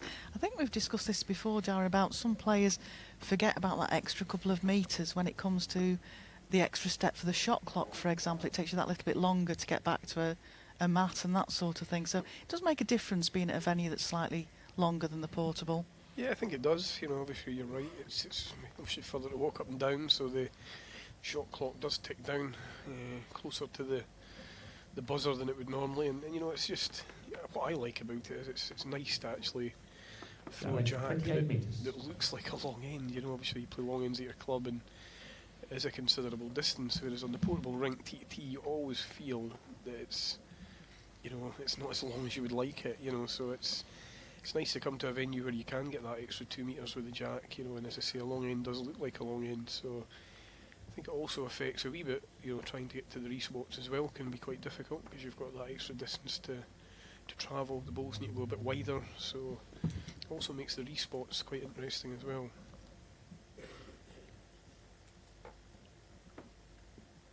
Well, 2 ends left to play. John Ross has a 2-shot lead. He's overplayed this. Your bowl is 18 inches past track height.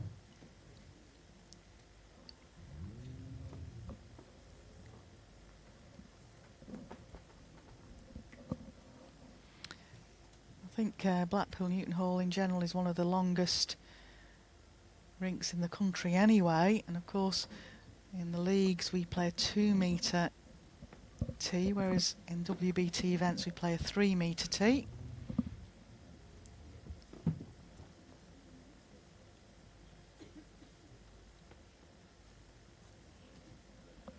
Loose opening ball from Mike, he'll be trying to correct with this one, draw the shot. Might just have overcorrected, so often the way when your first ball's loose, you just overcorrect with the second. 1 red and measure.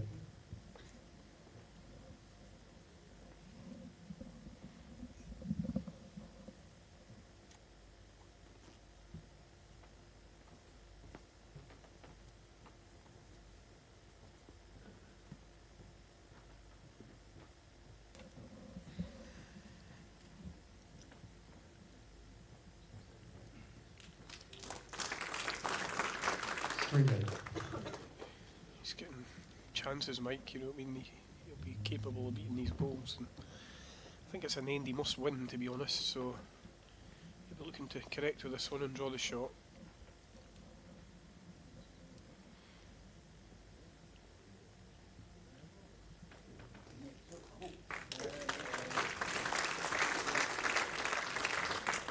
One green. Well, that's better from Mike. Like you say, he wants to, even if he counts one shot here.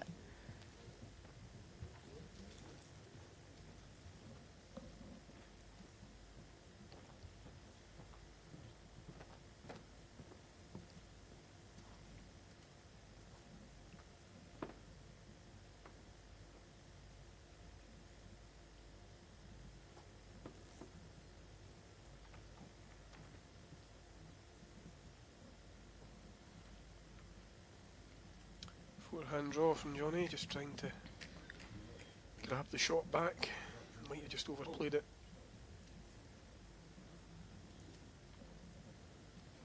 One green. Again, it's a chance for Mike Stepney. Holding one shot if he could draw for two. I mean, he'll be happy with the one, Darren. It gives him a chance in the last end of the first set. But gets a two here, and it's almost like a tie-break end. Yeah, I mean, he's drawn it with his last, so he'll be confident just to play a similar ball and try and make it a two. Just don't know if he's reaching with this. One shot, Mike Stepney. First set, Jonathan Ross.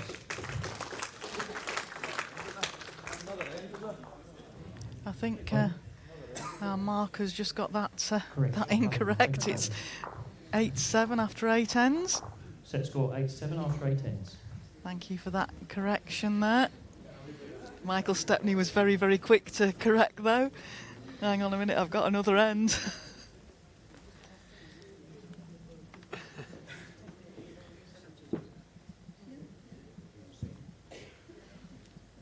It's an occasion where Johnny said they'll have to accept your first answer. I think he's hoping it would be the last end, but no, I mean, it's an interesting last end now. You know, Mike probably feels that he's had the odd chance to make more shots in his field, so I think the first couple of balls will be important this end. Whoever gets in first is going to be in the driving seat. Been a tough first set. It's been a game of two halves, as you say. The first four ends firmly taken by John Ross, though Michael Stepney had a little bit of unfortunate results. But now, give himself a chance here. Good opener. It's a better opener. You know, I think Mike will be disappointed probably with some of his opening balls in the match, and he's given himself a chance this end. Johnny will be trying to repeat that, get one in close.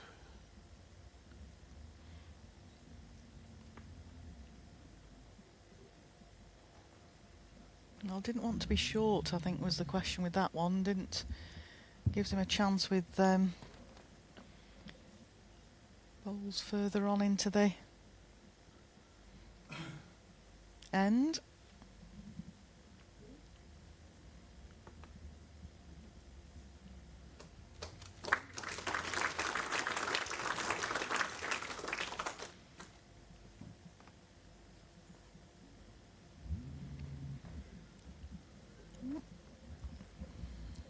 Interesting. John's coming to have a look at this. Of course, he can do. He can come up after every bowl if he wants. He's got the shot clock. He's got timeouts. Timeout called. That adds another 60 Jonathan has 4 seconds. timeouts remaining. And he hadn't taken a timeout up to that point. Probably just to settle himself down, Darren, more than anything there.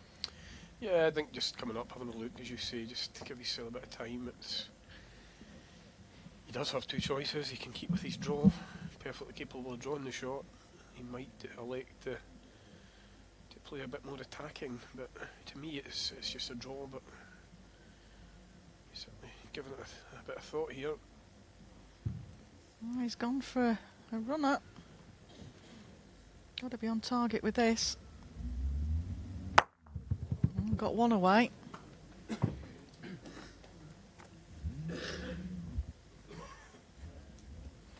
There we see on the replay, managed to get one away. He was looking for the split on the two bowls. Might have had a bit of jack movement, but that would have gone in his favour as he's got the back bowl. He does, but you know he's got nothing near it. You know he's going to be set down regardless of where Mike puts this, because he's got so much room to draw it. He's definitely going to score.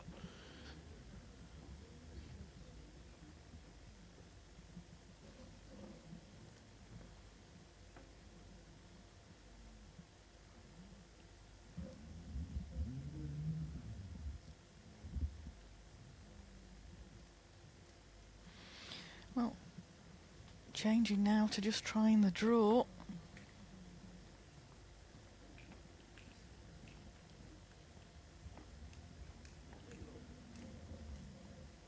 Good effort, just overplayed it. One green.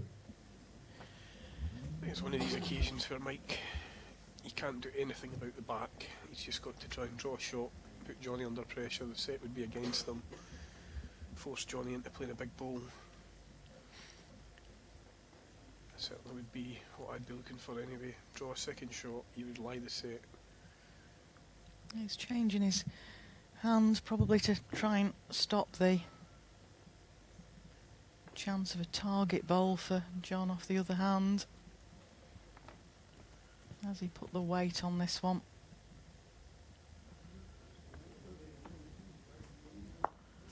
Yep. Very good. Doesn't increase the target at all. 2 green.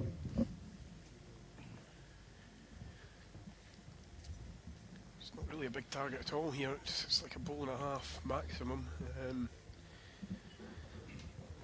Given that Johnny played weight with his second, interesting to see what he chooses here. Looks like he's going with weight again, Darren. That looks under a line, surely. Will it hold? Needs to hold now. It's Mike stole the set, I think, really. 2 shots. First set, Mike Stepney. Well, that short bowl of Mike's actually came into some use there, really, but I think John was under the line anyway.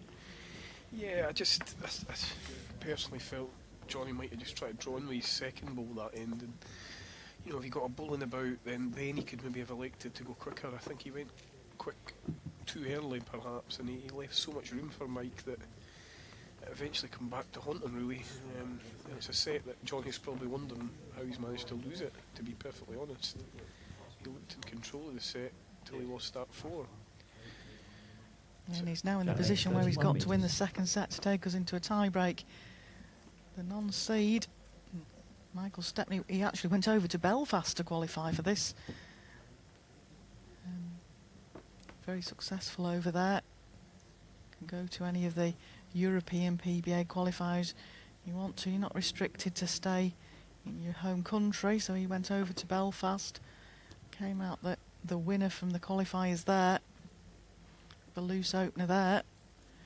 But he's taken the first set off John Ross. Yeah, there'll be quite a few bowlers heading over to Belfast in the next week or so to the men's and ladies international series and also the British Isles Indoor Championship. So it's always a nice venue. Unfortunately this year I'm having to withdraw from it, so just due to commitments. I'm going to Australia in June, so sadly can't do everything.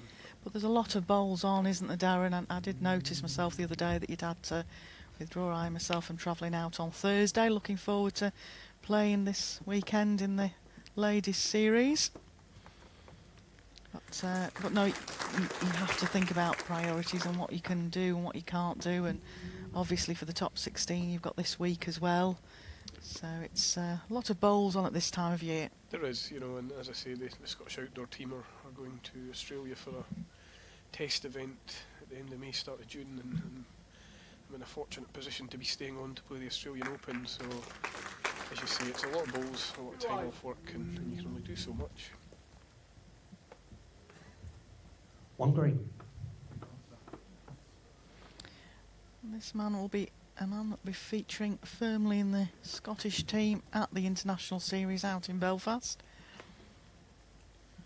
Yeah, slots in third to Alec Marshall. They're a very, very successful back end and have played together for many years now. Both get on really well on the rink, and as I say, it's one of our strong back ends.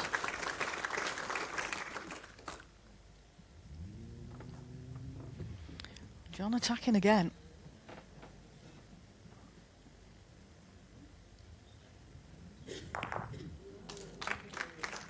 Got it this time, you know, he's certainly playing an attacking game. And Not sure if the jack's gone just back into the ditch. Might have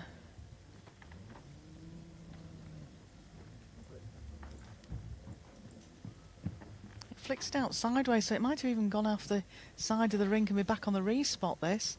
Yep, there we go, back on the respot. Looks like 1 to red at the moment. A lot of room there for Michael. But like you say, on the rink here, Darren, you've got to adjust that. Look how close he's getting to the boards there to get back to the respot, with it being that bit of a longer rink.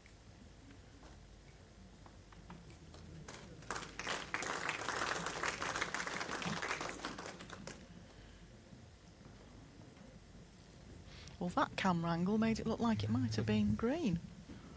1 green and a measure.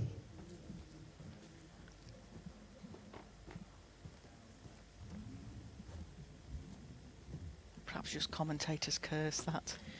Yeah, it's actually close for the second shot, but I would be expecting Johnny to eliminate that particular debate with this one. He should either be drawing the first or second shot here, so.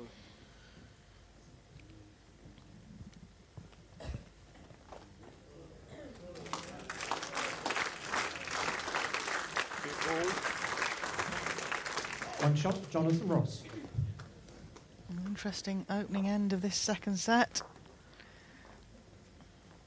Thank everybody for joining us here at the Co-op Funeral Care International Open 2017 at Blackpool Newton Hall,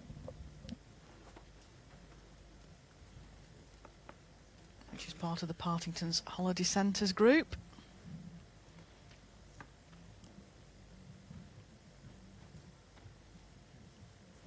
John was just having a bit of a banter with somebody at the side there, Darren. That is the thing about this venue. The spectators are very close. He's lost his jack. Yeah, it's one of these venues where you just feel everybody is right in beside you, you know. So yeah, it's good for that. Obviously, it allows the players to interact with the spectators a bit more. I think it could be some of my comrades in that corner. Scottish trio of Foster, Marshall and Stuart Anderson, so a bit of heckling from the crowd maybe. 31 metres. It's quite a good group of players travel round to these venues together, so most are good friends and like to have a bit of banter.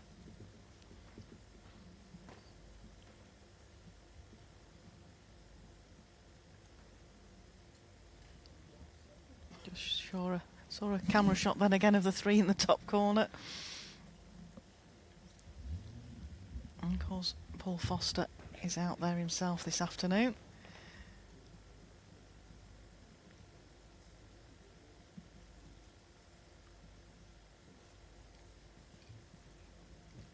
Mike's on a good line here, it's all on his pace, he's just pulling up short. Makes you wonder whether it might have changed temperature again out there, Darren.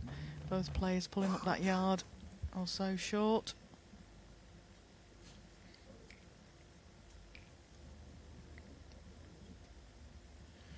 Just overcorrected now. It's certainly something strange going on for both players to be sort of missing their weight. It's very unusual.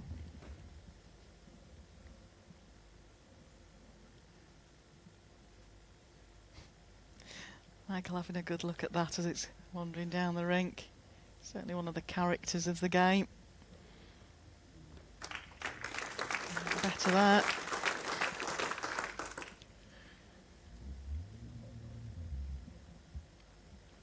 Both of these players very sociable players. They like a pint of water or two at the bar. But,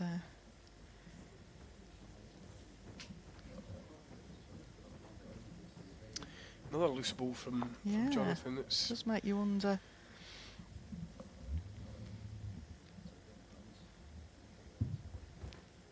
Having a good look at it anyway. Make you wonder whether the pace has changed out there. Yeah, it's just certainly been a bit scrappy the last few ends, which is unusual because the players would be normally settled into the game by now. I don't think it'll be bothering Mike if he can sort of slot them in and pick up 2s and 3s. He'll be more than delighted, but it's unusual for Johnny to have 3 balls just quite as loose as that. No other shot but to continue drawing. There's too many balls in the front to look at anything else, so it's a backhand draw. He just has to make the correction.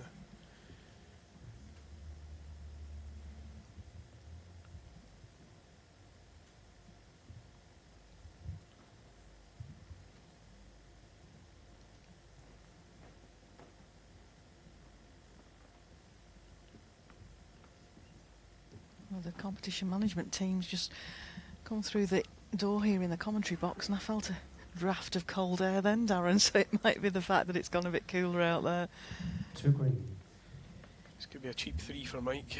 He'll be trying to make his last ball count here.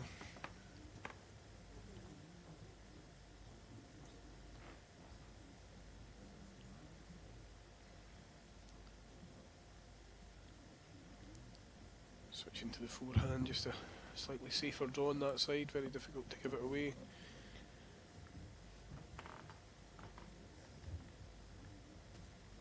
Swing all the way back if it's a good length. On his pace. All on his pace. 3 shots, Mike Stedney.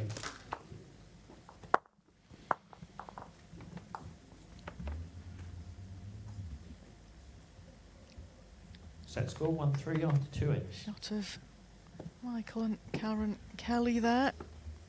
Michael from Ireland, big mates with John Ross, and Bernie and Alan Hill, who are Lancashire players, all 4 of them now. Michael Kelly, like I say, from the Belfast Indoor Bowls Club originally. Jack length 31 metres. Good, nice support here at Blackpool. I certainly know that tomorrow and certainly finals day are full sell-out, so if you're contemplating coming down to watch, you might be better just checking in advance if there is tickets available.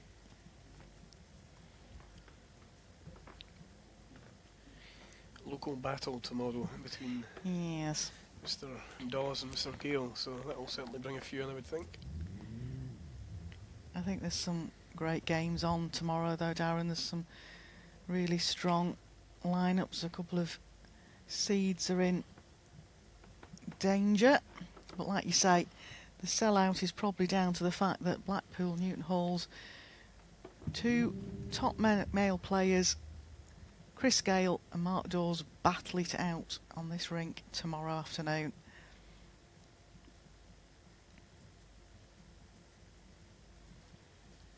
You yourself face the qualifier Paul Maynard tomorrow. Perhaps not a player that you've come across that often, Darren. No, I don't really know much about Paul, but you know, as I say, anybody that's qualified in any of the English qualifiers is always going to be dangerous.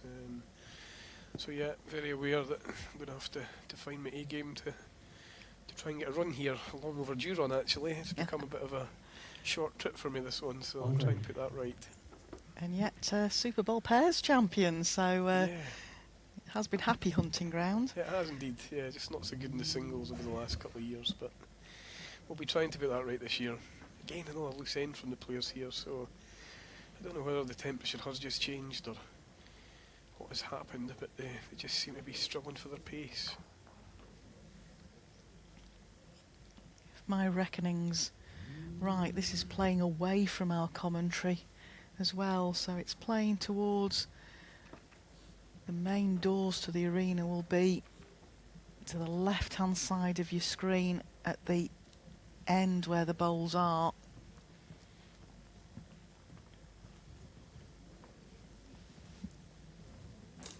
An adjustment, but there's still room there. 1 red.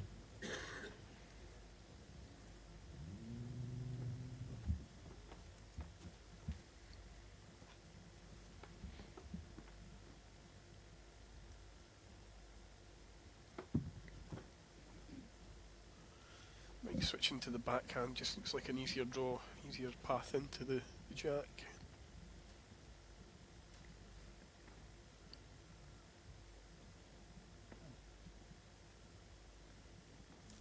Yep. That pulled up very quick though, Darren. It did really pull up, so that's 1 be interesting to talk to the 2 players afterwards about that. Yeah, I think, players can have loose ends and we can all do that, but to have both players, searching for their pace as they've been doing the last couple of ends, it's definitely unusual for both players to sort of fall out of the pace midway through a game unless something has changed, so it'll be interesting to see what they say on that. Again, Johnny electing to play a wee bit of running here, inside line, looking for bowler Jack.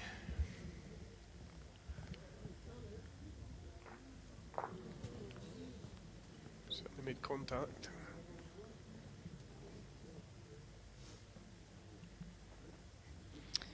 Well, there you go. That's it's gone out to the side, and possibly still one. One shot, Mike Stepney. Yeah, it was a slight mystery there as to what happened, but yeah, he got the jack obviously, but pushed to the side. I get an idea Sets now ball if we see the 1-4 for 3 replay. ends. Picks the jack up, yeah, flicks it sideways. Yeah, a wee bit unfortunate, he had a ball at the back, so if he had got the jack a wee bit cleaner, he was probably going to make a 2. To still lose the shot, he's certainly slightly unlucky, to be fair. 4-1 now after 3 ends in the second set. Stepney won the Gentlemen, first set 31. 9-8.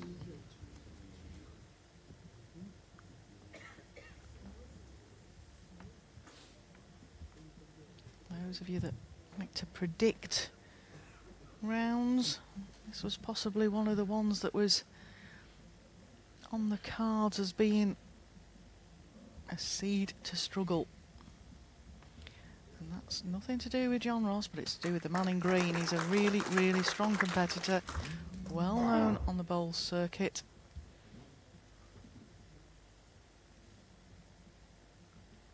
He's certainly one of the non-seeds that it wouldn't be a huge surprise if he got through several rounds in an event.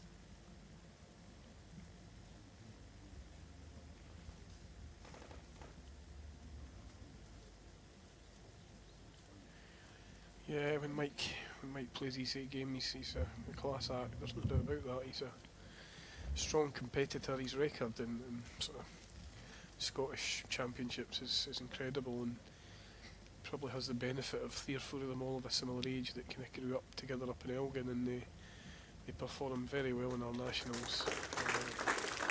Always getting to the latter stages and picking up many titles, so he's a class act.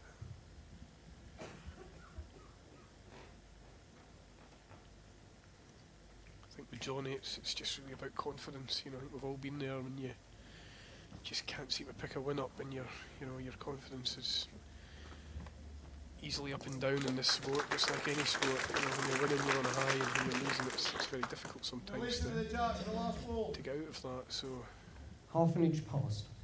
the first set kind of proved where Johnny is at the moment. He looked like he had that first set, and somehow Mike came back and stole it. So as I say, when you're maybe just not playing at your A game, these are the type of things that are in your mind, and it is about confidence, really. And just looked to take John Ross's bowl out there and just overplayed it. John will be wanting to slot another one in here.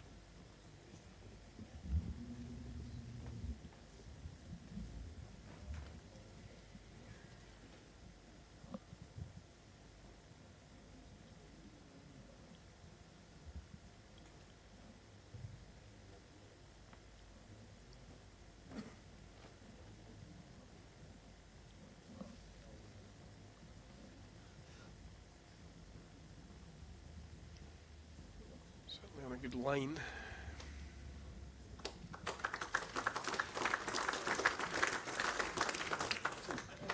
Two red.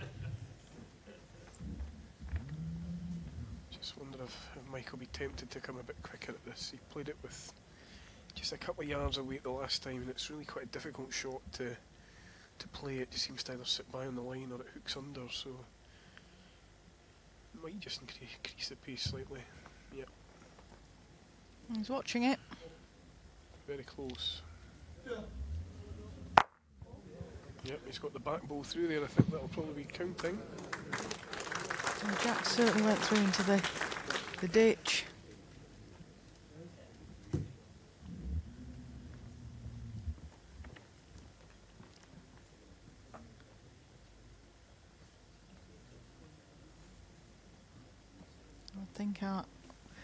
Our angle here is exactly what you viewers are getting at home, so we are thinking that the jack has gone in the ditch and possibly the green ball that hit the jacks followed it in somewhere, but it's often hard to tell with the camera angles.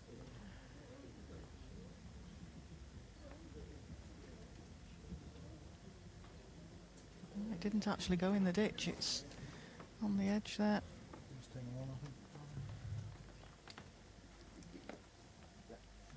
One shot, Mike Stepney.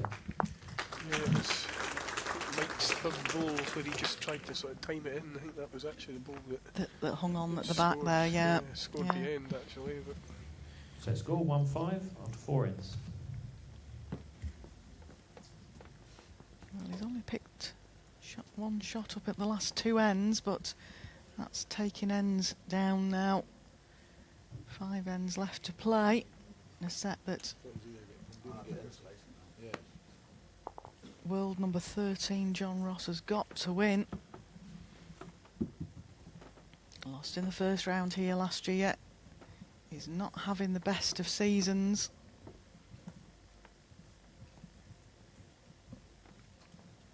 Certainly at the WBT events, he's one of the players that's just struggling at the moment. yeah, it's obviously very interesting. I'm not just too sure how many players are here this week that can make a big impact. So that might just be a saving for some of the players lower down the ranking list. But certainly for next year, it doesn't start you off on a great place. You know, if you've lost a lot of your points and you're provisionally out of the top 16, it does add the pressure to your game. So this is what I expected from Mike. You know, he is a class act and he can do that time and time again. It's at times been a bit scrappy, to be fair. You know, both players have struggled a wee bit for weight, but that's the type of opening ball I expected to see more often.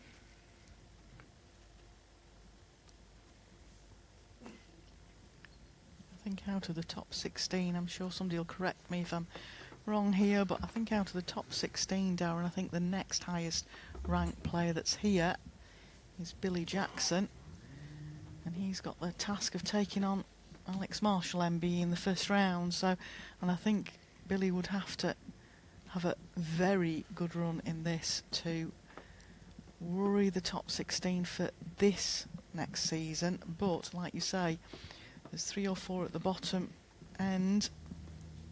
Jonathan Ross, Jason Greenslade, Mark Dawes, Mark Royal as well will not want to be going out these first rounds because they want to set themselves up ready for next season.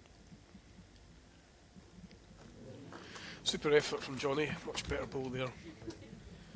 Just underneath, but gives himself a chance now. Did you relax a bit more then, Darren, when I didn't mention you as one of the names involved? So I had to smile at that one when I said it. Of course, Darren's firmly in the top rankings of the World Bowls Tour, currently about 7, I think, Darren? Yeah, around about 7 or 8, so I think he kind of been stuck in that position for a couple of seasons now, you know, so it's so difficult, you know, it really is.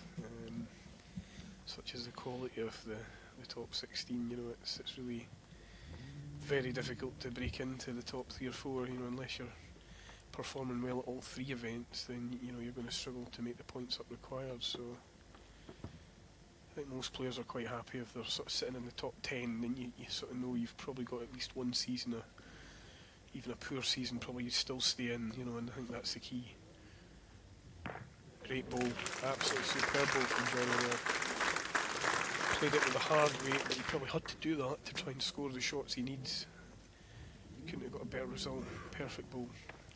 That's the result here. We see it again. Picks the jack off the green ball and stays with it.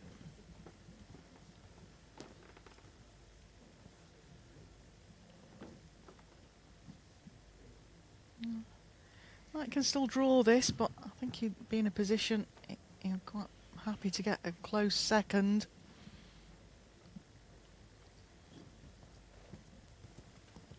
Is he reaching?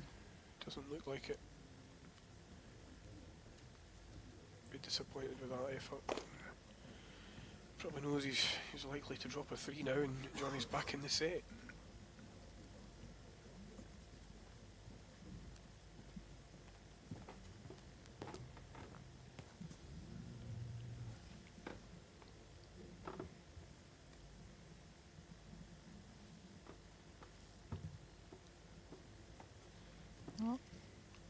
A draw here for 3.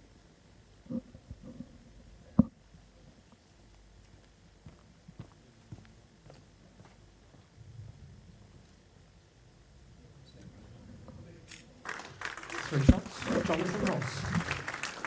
Well, that makes a substantial dent in the lead that Michael Stepney had taken in the second set. Set score 4-5 after 5 ends. All the way back to 4-5 now. There's been some scrappy ends, but it's been sort of the score line that we thought. We thought it would be tight all the way. Certainly both players are fighting out there. Yeah, it's been a bit topsy-turvy really, and it just when you think a player's kind of taking command of a set, then it all changes. And bit of role reversal here. Mike was in a handy lead, and now there's nothing in it really. One shot. Playing for 26 metres. Definite change of jack length here from Johnny. Shorter jack.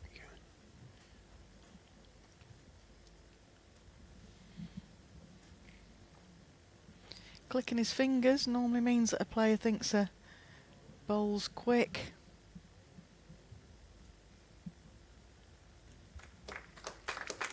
Not that quick. Not a bad opener.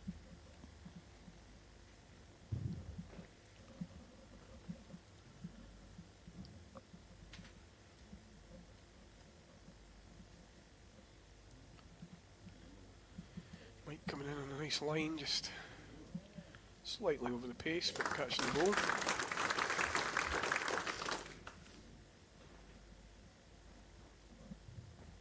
The winner of this game will face the defending champion in round 2 on Wednesday, David Gawley, who was in quite convincing form in the game this morning.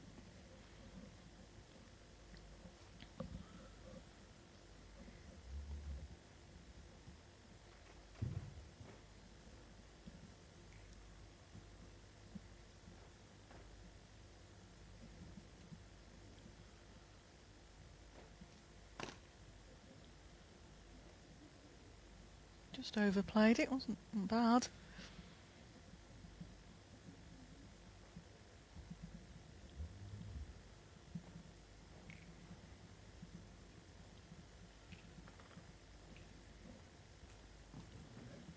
Again, clicking of the fingers from John, but it looks down a good track. On green.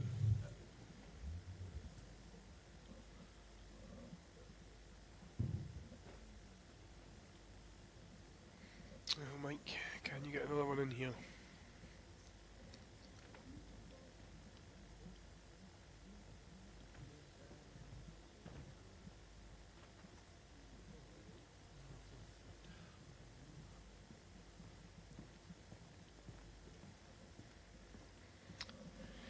Just a similar ball for Johnny, really. Just very unfortunate just to find the gap the last time. Similar ball, sits on the green, perfect. Turns the jack, he's going to score anyway. He doesn't need a lot of alteration to his last bowl. Clicking his fingers again.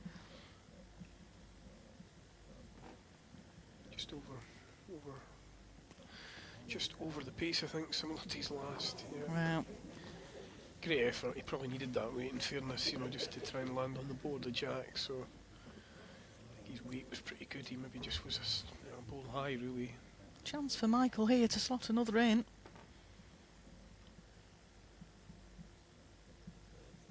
He'll know that though. Big bowl this really, if he could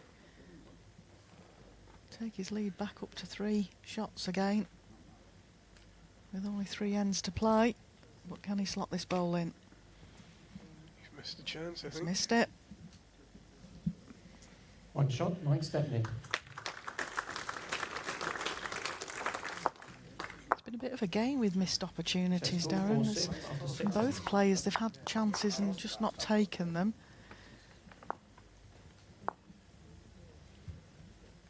But it's easier sat here than when you're out there.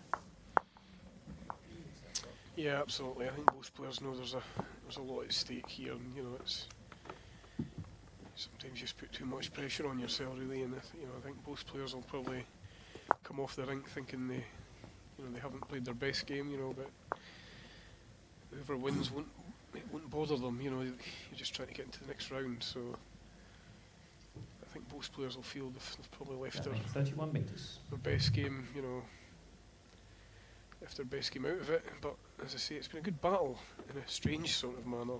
You know, they've both kind of struggled a wee bit at times, and it's made it's made for close sets.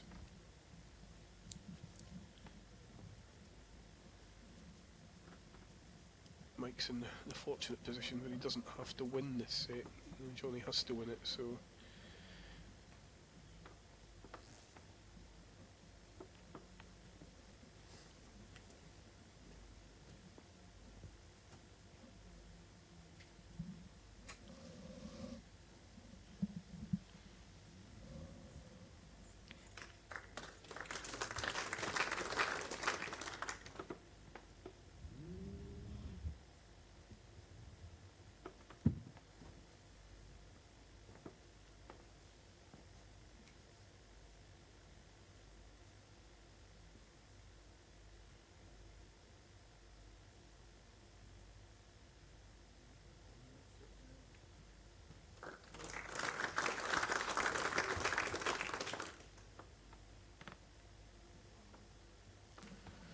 Better ball from Mike there, just a slight correction on his first.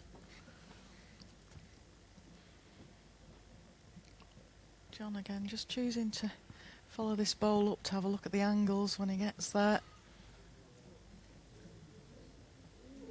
And gone right through the gap. 1 green.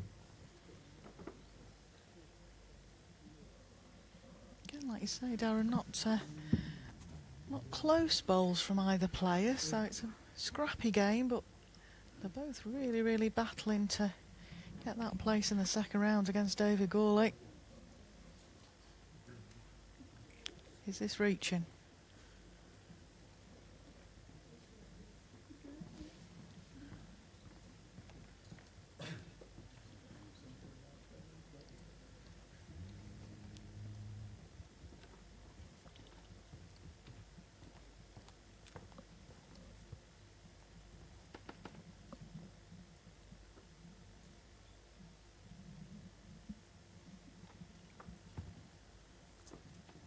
That look of determination there on John Ross's face.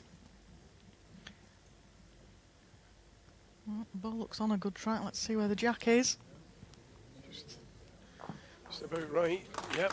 He turned it out. Could be 2 there, Darren. Yeah, pretty good ball. One more lift, he would have probably made a 3, but I think he certainly turned enough for 2. Again, Mike just left the door open, though, you know, he Timeout called.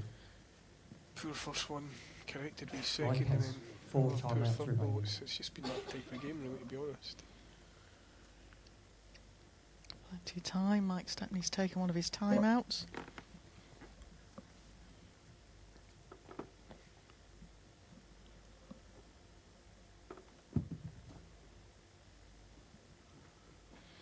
Well, he's got the red bowls to rest on.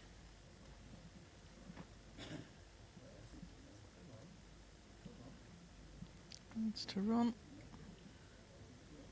Just about making it. Done enough, I think.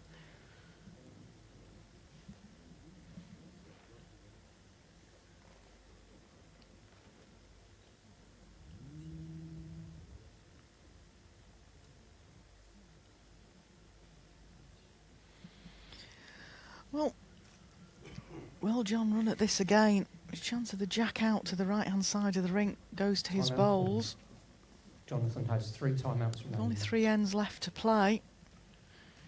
He doesn't really want to drop that shot that's against him, Darren. No, we're assuming he's certainly one down. I was hoping the marker would just confirm that for us, but yeah, I think Mike's got the shot, so I think if he is one down, then he's got to look at running the ball out. If he gets the green on the green, he actually makes a 3. If he gets the line shot out, then he's probably back scoring a 2 at least. So I think if the green's a shot, then it's a backhand runner. Try and get that ball out of there.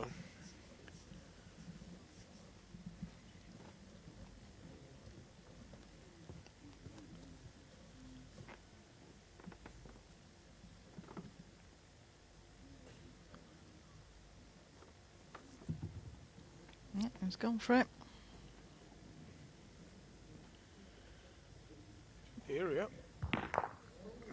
jack and he's fallen through, so maybe made a 2 here.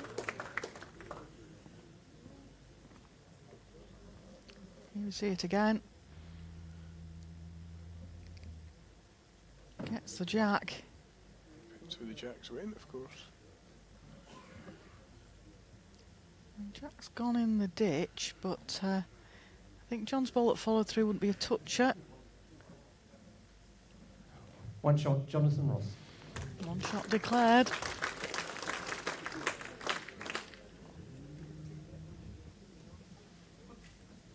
Set score 5-6 after 7 ends. Getting close again. 2 ends left to play. Alex Stepney has a 1 shot lead.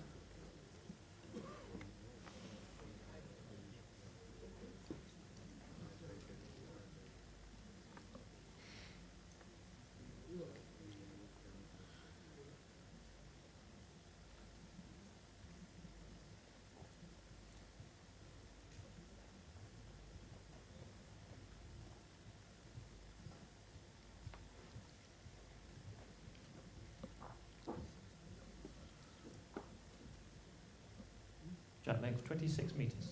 Still sticking to his 26-metre jack, but brought the mat up, changes the line slightly.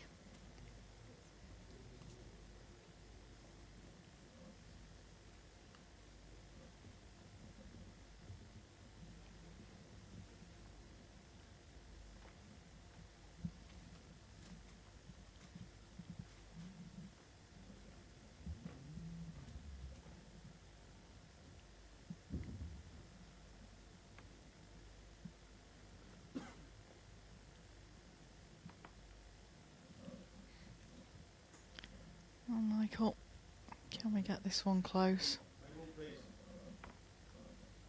Your bowl is 2 feet past. Again, it's going in the direction of where the main doors are. No, it isn't. I'm incorrect. It's actually going towards the commentary box. So we've got no answer for why it's a scrappy end then. I think it's just the stage of the game we're at, you know, both players know it's a crucial end, you know, and both probably feel they need to score this end. Johnny probably needs to score it just to give himself a chance, and Michael feel if he scores it then he's in a great position, so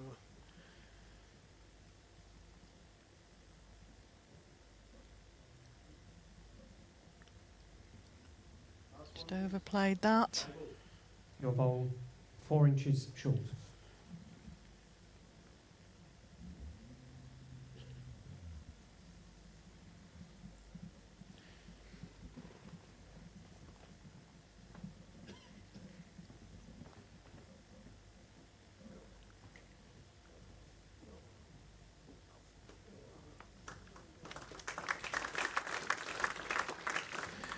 only lies 3, but they're certainly beatable.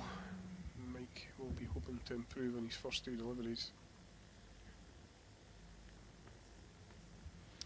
Yeah, he certainly won't want to drop a count at this end. And he's kept himself in control of the set so far. And that's slipped through as well. I still think it's 2 shots against. 2 red.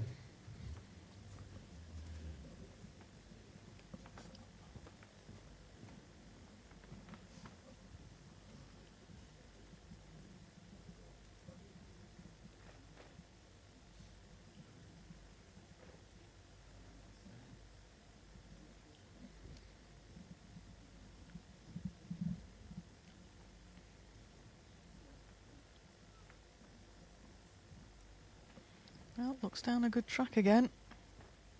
See what happens when it gets to the jack. Just pulling up, but close. I suppose Michael's got a couple of options here. He either just tries to adjust his weight on his last, or if he's only 2 down, does he go for both bowls? Yeah, it'd be interesting to see Timeout called. if it's 2 or Mike 3. has 3 timeouts remaining. It's still perfectly drawable on the backhand, but he does have the option of maybe switching to the forehand. A lot of options coming in there. He could certainly be arriving. Any jack contact's going to be good for him. as you say, if he gets the 2 red balls, he's got a lot of options coming in on the forehand with a bit of running. I'm certainly looking at the forehand.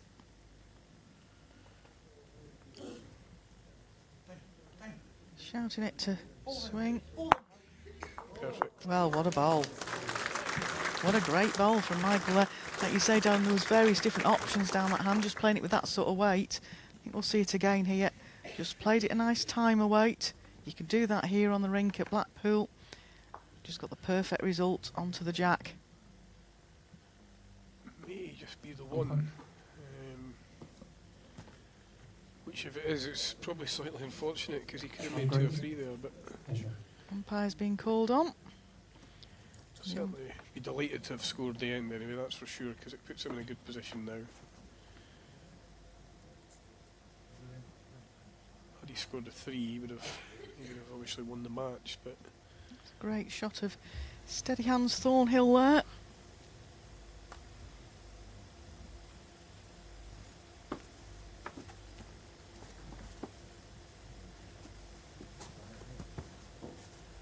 think it's between this green bowl, to be fair.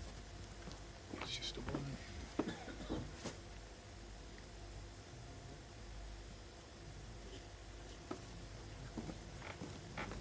One shot, Mike Stepney. Yeah, it's just the one. It's very close for the second there, but even the one shot. 7-5 up Michael Stepney. 7 after 8 ends. It now means John Ross has got to score a 3 at this end because he's got to win this set to take us to a tie-break. It's all in Michael Stepney's hands here. Can he step into the second round here at the Co-op Funeral Care International Open, where he would face head coach for Scotland's team at the moment and Length, 21 defending metres. champion David Gawley.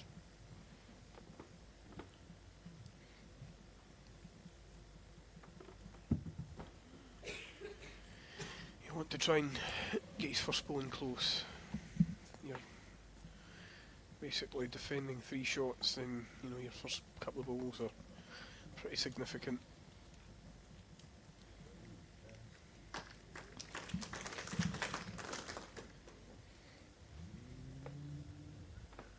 For Johnny, it's slightly more difficult, because he's trying to be close, but ultimately he wants to be up passing the jack. He doesn't want to come up short, so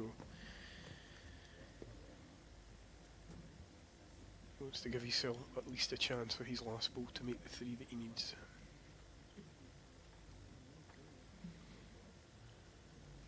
Well, that's one of them.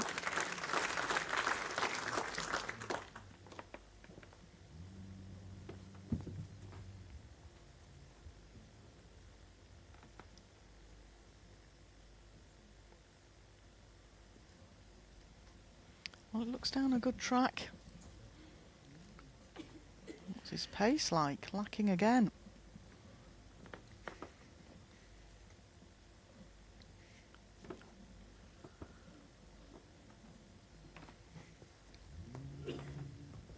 Well, the worst thing Michael Stepney could do now is put himself under lots of pressure with his 3rd and 4th bowl, which is what he's really started with at this end. John Ross is there again, touch on the jack as well. Michael's got to get second bowl here, really.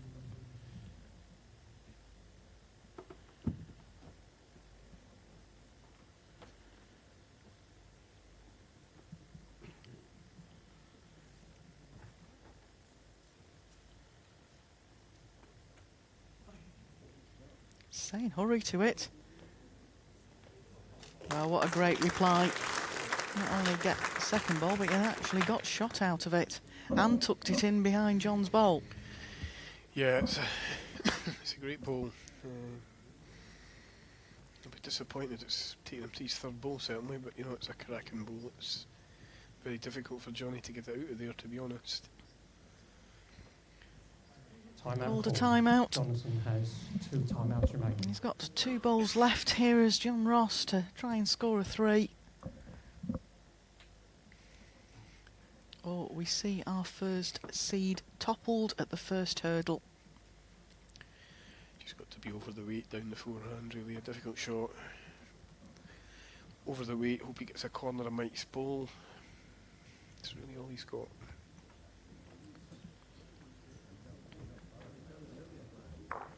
Great effort. What an effort that was.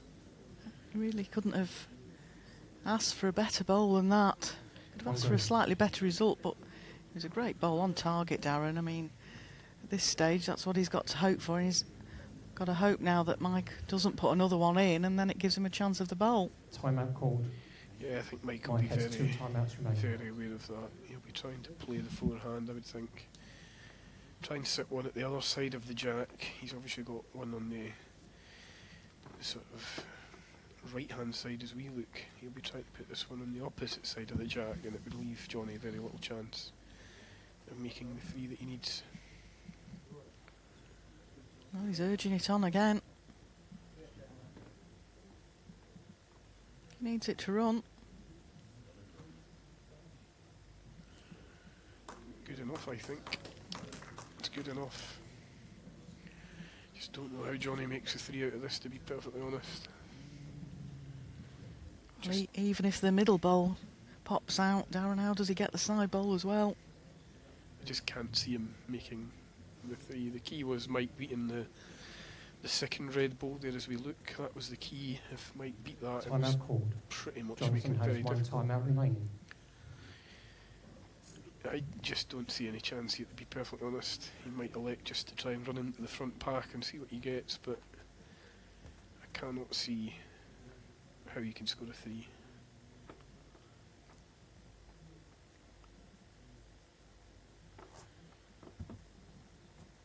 Well, here it goes. When the dust settles, this has got to be 3 red, or Michael Stepney from Elgin goes through.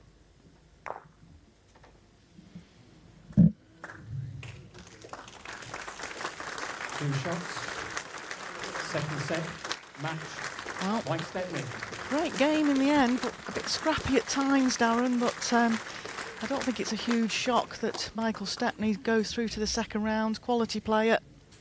Yeah, no, it was a topsy-turvy game, it really was, and both players probably felt they could have increased their game, you know, but at the end of the day, Mike's in the next round, and that's all that matters for them. Yeah, good result. Don't forget to join us at 2 o'clock for Jamie Chesney versus Shalom Ben Ami. Thanks for your company, Darren. You're joining me later. Enjoy your lunch. Well, ladies and gentlemen, there'll be a break now until 2 o'clock.